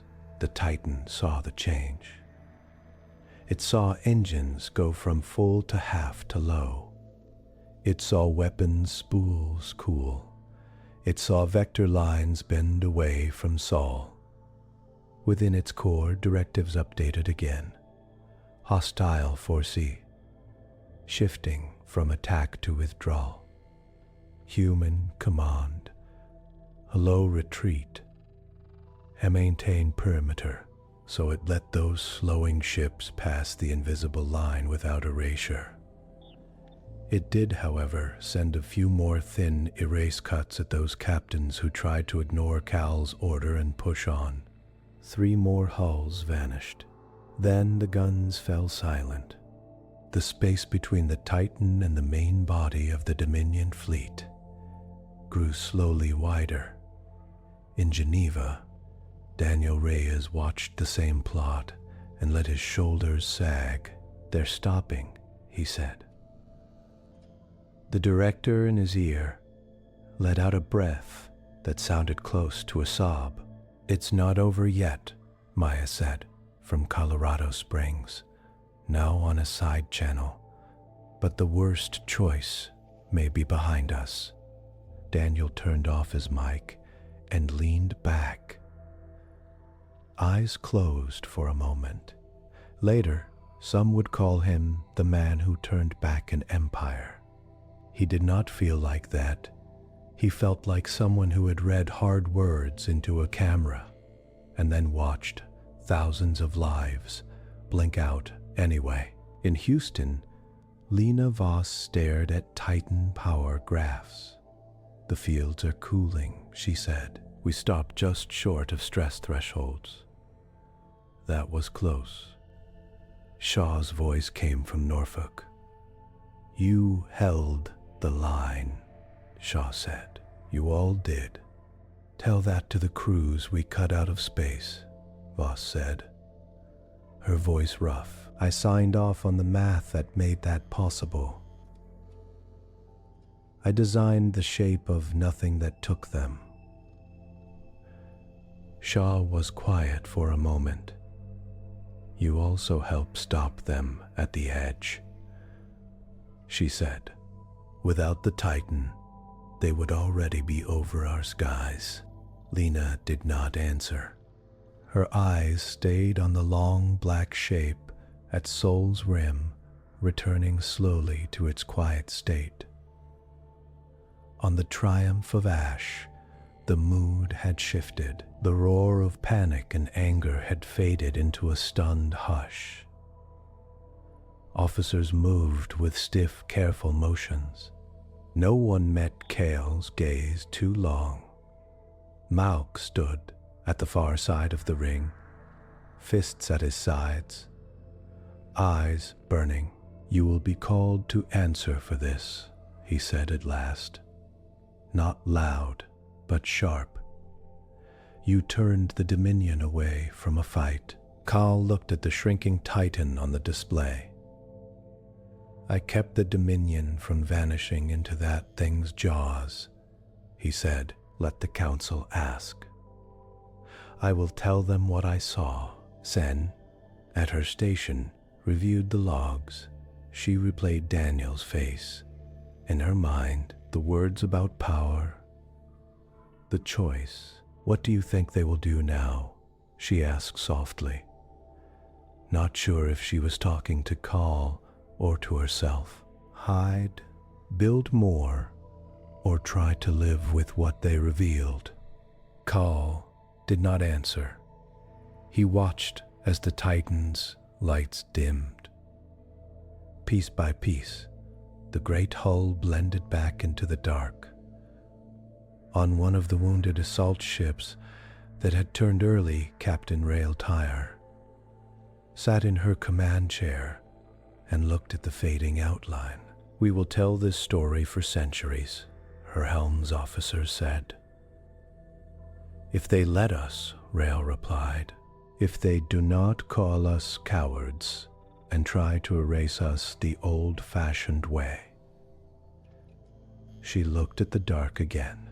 "They think fear is a tool," she said.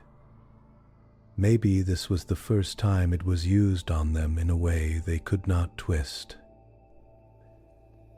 In Colorado Springs, Maya watched Avarrion internal traffic drop to a low, stunned murmur. "They're going home," she said. "They're not happy. They're not at peace, but they're going." Shaw's reply came from Norfolk. "Good," she said.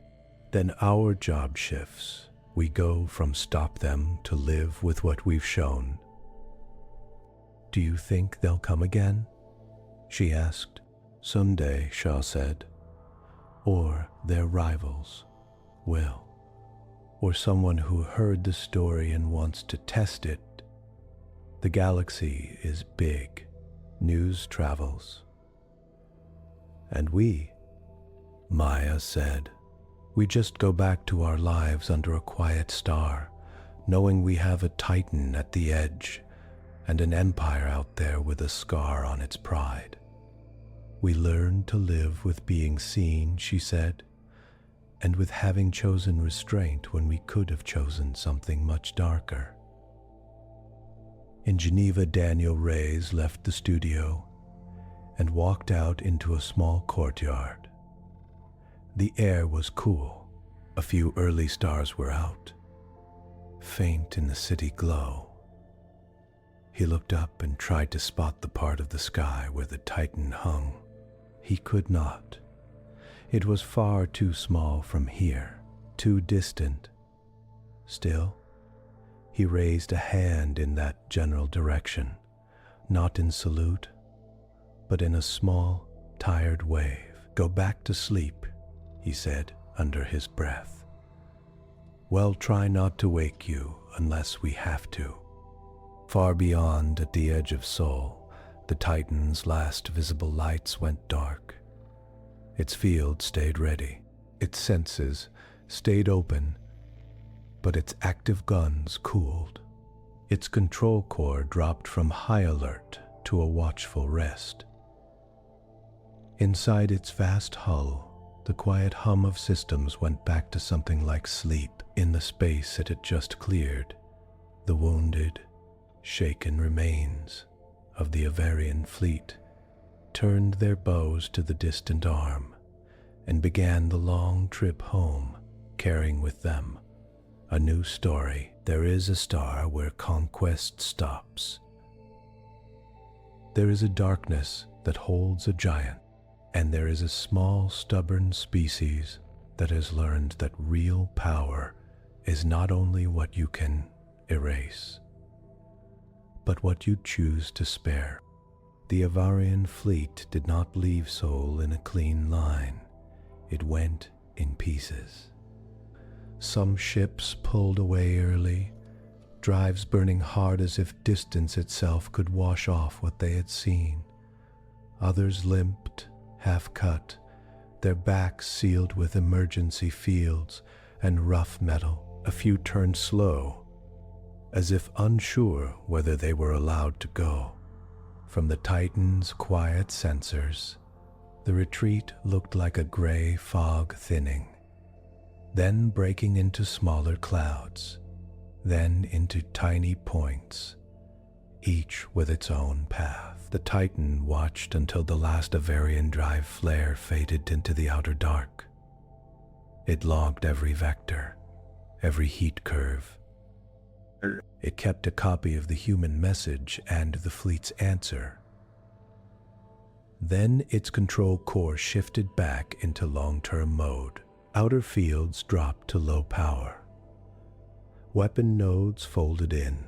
The faint guide lights along its hull blinked out in slow bands until the structure was once again a shape that drank starlight instead of giving it. From far away, the Titan became a hole in the sky again. On the Triumph of Ash, the mood on the bridge was not like any other victory or defeat. Kaal had known. There had been no surrender ceremony, no flags taken, no surface cities burned, no tribute terms laid out. There was only the count of ships that had not come back. Hollow lists scrolled down a side wall. Names of vessels, names of captains, crew numbers. A thin line beside each showed its status. Returning, damaged, lost. The lost list was far too long. Admiral Rebecca Shaw stood at the command ring and read it in silence. His jaw muscle jumped once in his cheek, then went still.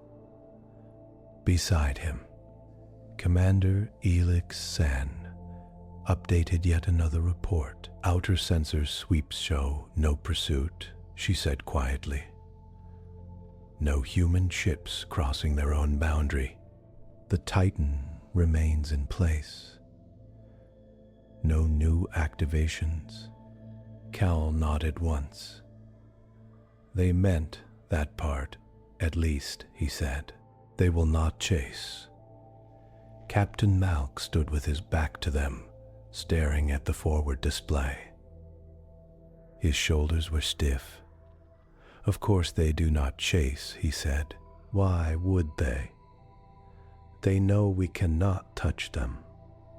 They know they can cut our ships apart if we come back.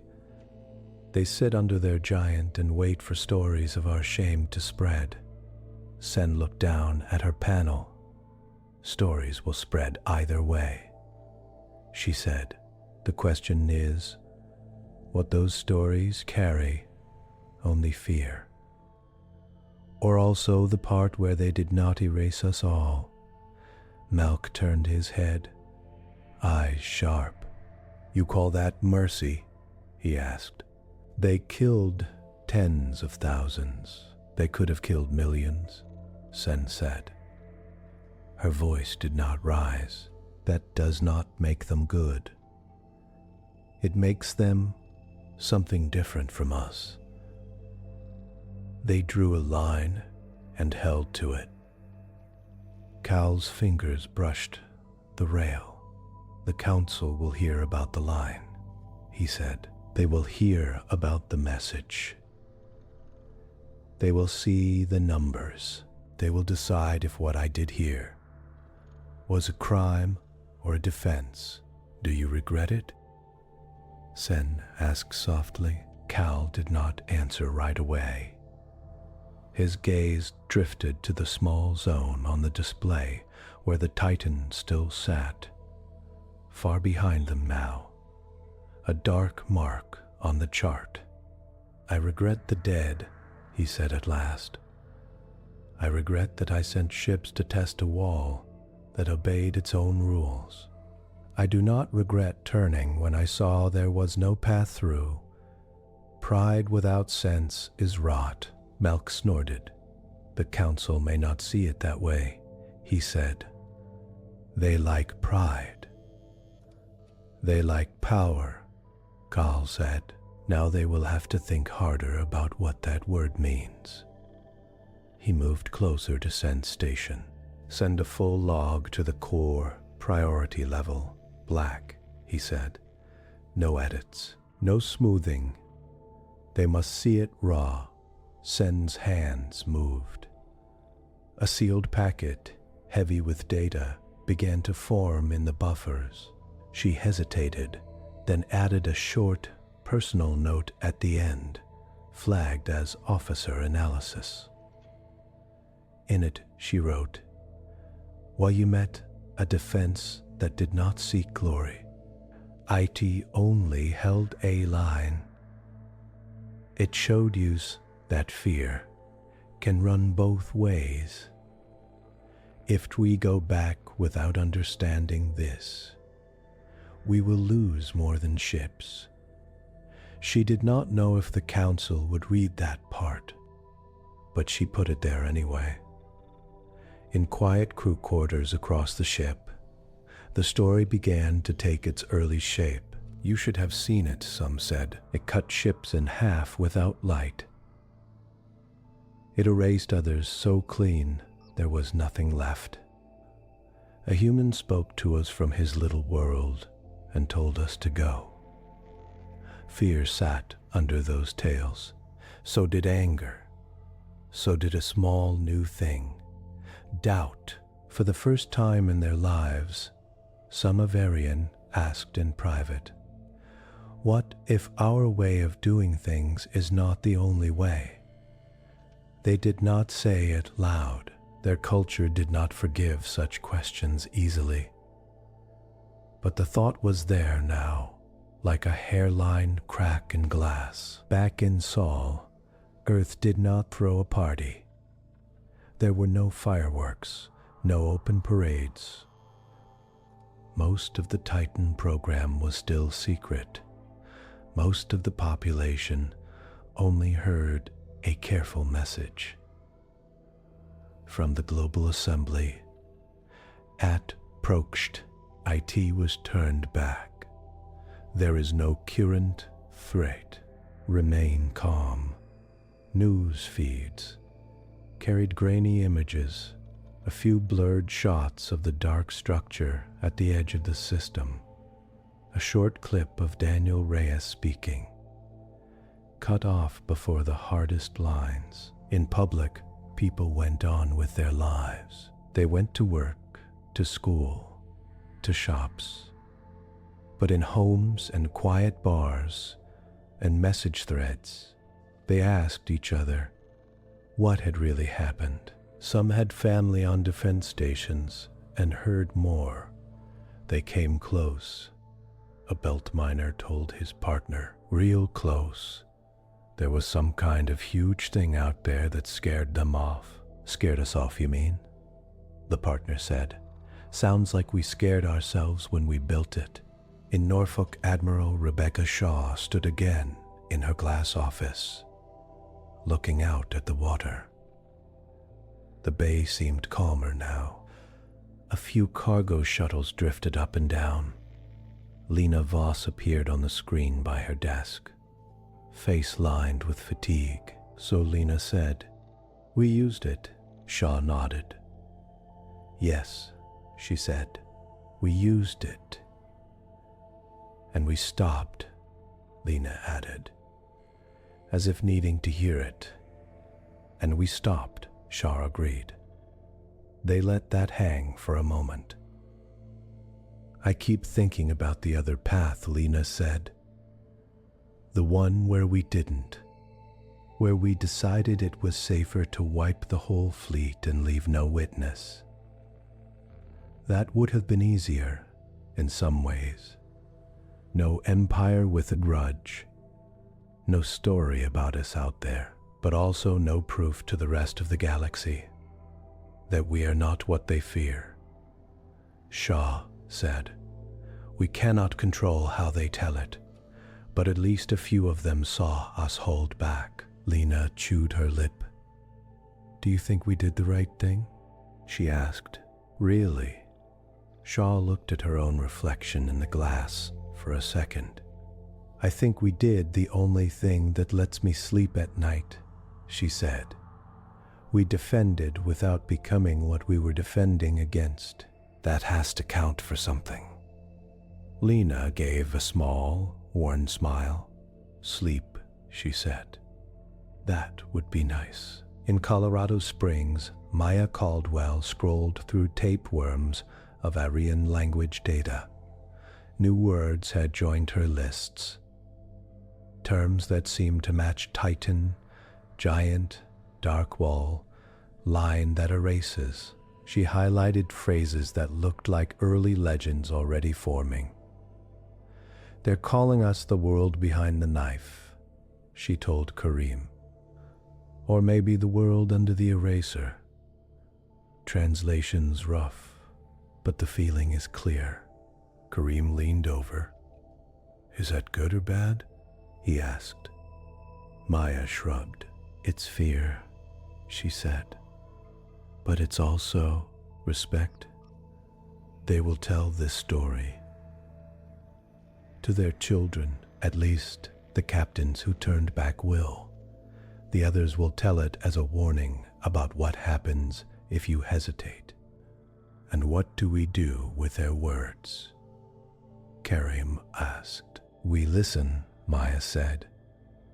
"We learn how they think so that next time we have to talk, we can push in the right places quicker." She closed her eyes for a moment. "It still hurts," she said, "knowing that our line killed so many. I wrote a message to save lives. It cost them too." Kareem touched her shoulder. "You also saved billions here," he said. "Both things are true. In Geneva, Daniel Reyes could not step outside without someone recognizing him now. Some called him the Voice. Some said, 'Thank you' in quiet tones as he passed. Others just stared, unsure what to say to the man whose face had spoken to an alien empire. He tried not to think too much about it. At home, in a small apartment that looked over a park, he watered a row of plants on the windowsill and listened to a news panel argue about the rights and wrongs of the Titan. Should such a weapon exist? A guest asked.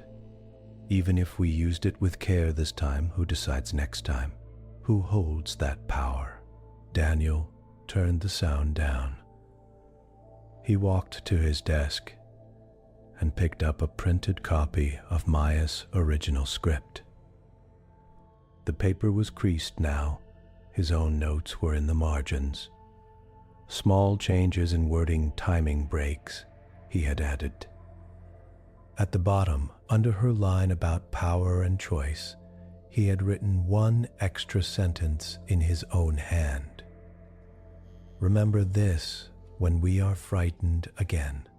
He traced those words with a finger. "Because we will be," he murmured, "frightened again." On the far side of all this, in a bright hall under a different star, the Dominion Council gathered to hear Admiral Kaal's report. Hollow images lit the room. The Titan's shape, the erasure lines, Daniel's face, frozen mid-sentence. Projection fields translated his words again, this time not for panicked bridge crews, But for stone-faced rulers, some counselors bristled when they heard him speak of choice and power. Some scoffed, others listened very hard. Kaal stood on a small platform at the center, armor plain, no show of wealth. "You retreated," one counselor said. Her voice was cool. "You left a primitive world untaken. You let them send us away, with a story ready to spread." "Yes," Kaal said, "I did." Murmurs rolled around the hall. "Why?" another asked. "Fear?" Kaal met that gaze. "Knowledge," he said. "I saw a force we cannot match today. I saw it hold itself back when it could have ended us. I chose to live and bring that truth to you, instead of dying to protect our pride." He let that sink in. "You call them primitive," he went on. "They are not. Whatever else they are a species that almost killed itself and then built something like that in the dark. They are willing to sit under it and not use it to conquer. That deserves more thought than easy scorn." Later, when the council broke up, some would whisper that Kaal had grown soft. Others would start to ask, in their own circles, what it meant that an entire fleet had been stopped by a single silent structure and a calm voice. They would give the Titan their own name. The eraser at the gate, the dark limit, the silent moon. Across smaller ships and border stations, the story bent and changed. In some retellings, the humans were demons, lucky devils with a cursed machine. In others, they were strange, fierce guardians of a single star. Not interested in wider rule, in one small mess hall on a far patrol craft, Captain Rael Tyron sat with her crew and told her version. "He looked tired," she said of Daniel, "not proud. He did not boast. He warned us like you warn a child away from a cliff. They do not sound like that." Her crew listened, eyes wide. "What will you do if they tell you to go back someday?" a young navigator asked. Rael looked into her drink. "I will remember this day," she said. "And I will ask why. Maybe I will say no." The navigator's eyes widened more. No captain said that out loud. Rael just shrugged. "Once you have seen a giant in the dark spare you," she said, "you start to question orders that pretend nothing has changed. Back in Sol, life slowly settled into a new kind of normal. Ships still moved between Earth and Mars, and the Belt. Children still learned in bright classrooms.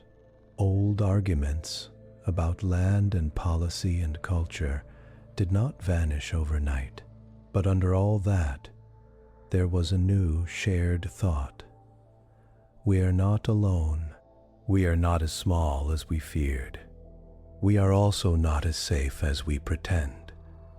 In private, the Inner Defense Council met again and again. How many Titans should there be? Someone asked. "One is already too many," Lena said. "More would make us an empire in waiting, whether we plan it or not." "But what if the Dominion sends 3 fleets next time?"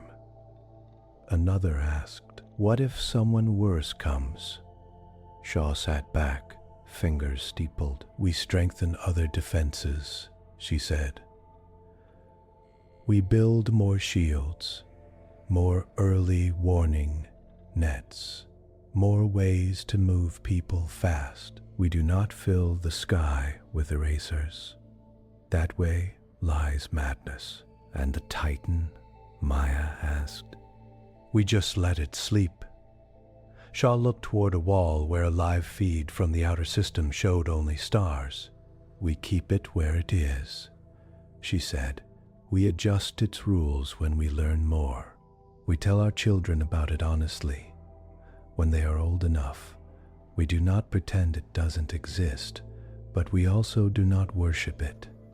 Maya nodded slowly. "Tools," she said, "not gods."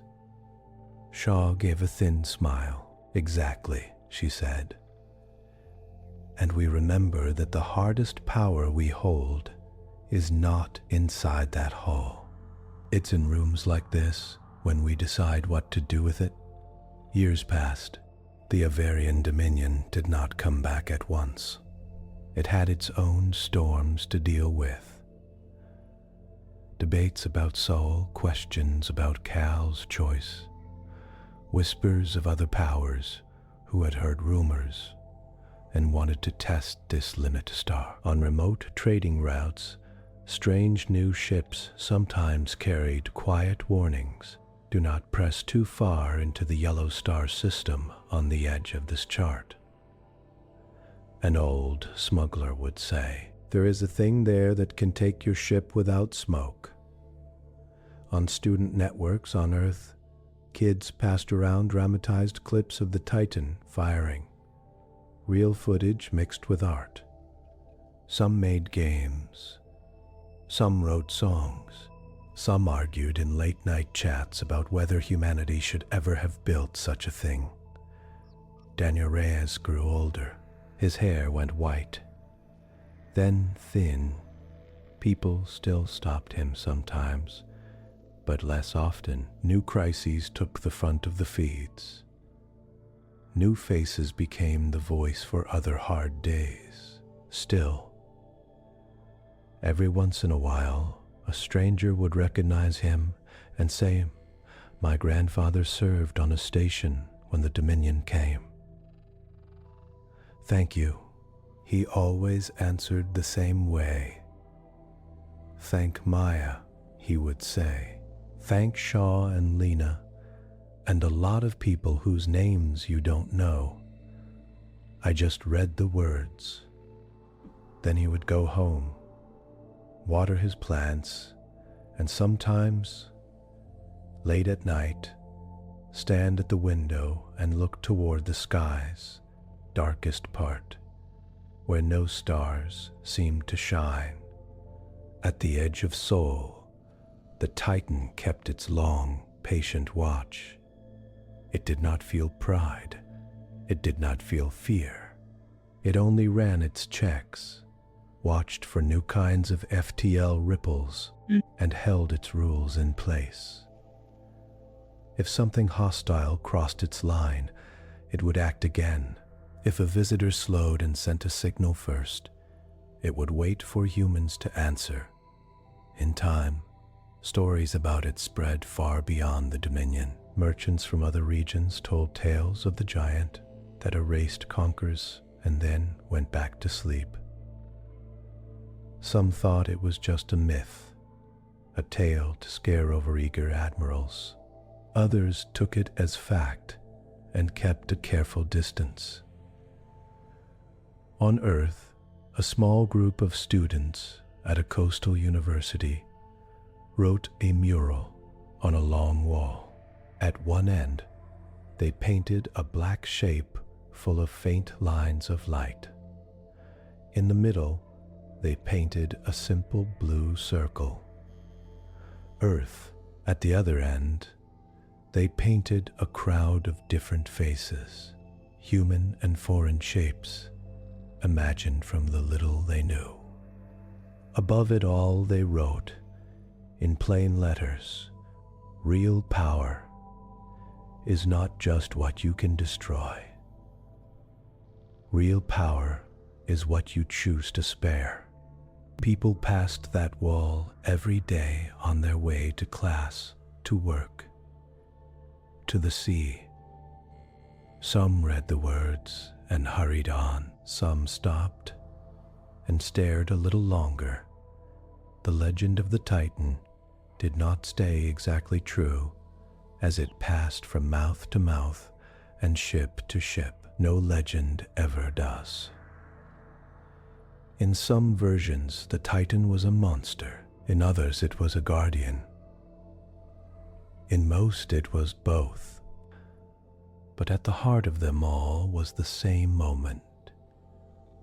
A conquering fleet that had always believed fear belonged to it alone, reached the edge of a quiet star and met a secret shape in the dark. Its guns failed. Its pride cracked. A single human voice spoke a hard warning. And then, instead of finishing the kill, that hidden giant let its enemies live as long as they turned away. That story, told and retold, began to change how some minds, human and alien, thought about power. It suggested that strength could be measured not only in weapons, but in lines. It hinted that safety might come not just from bigger guns, but from choices made in small rooms, by tired people who refused to let fear make their decisions for them. And out past Pluto, beyond the cold rocks and the faint, thin dust, the Titan hung in the dark, silent and huge, a human promise wrapped in metal. We are here. We remember what we almost became. We will fight to live. But we will also fight to hold our own hand when it reaches too quickly for the eraser. In the end, that quiet, waiting shape at the edge of Sol became more than a weapon or a wall. It became a legend in the dark, a legend that said to any who listened, "This far, no farther, not just for you, for us too."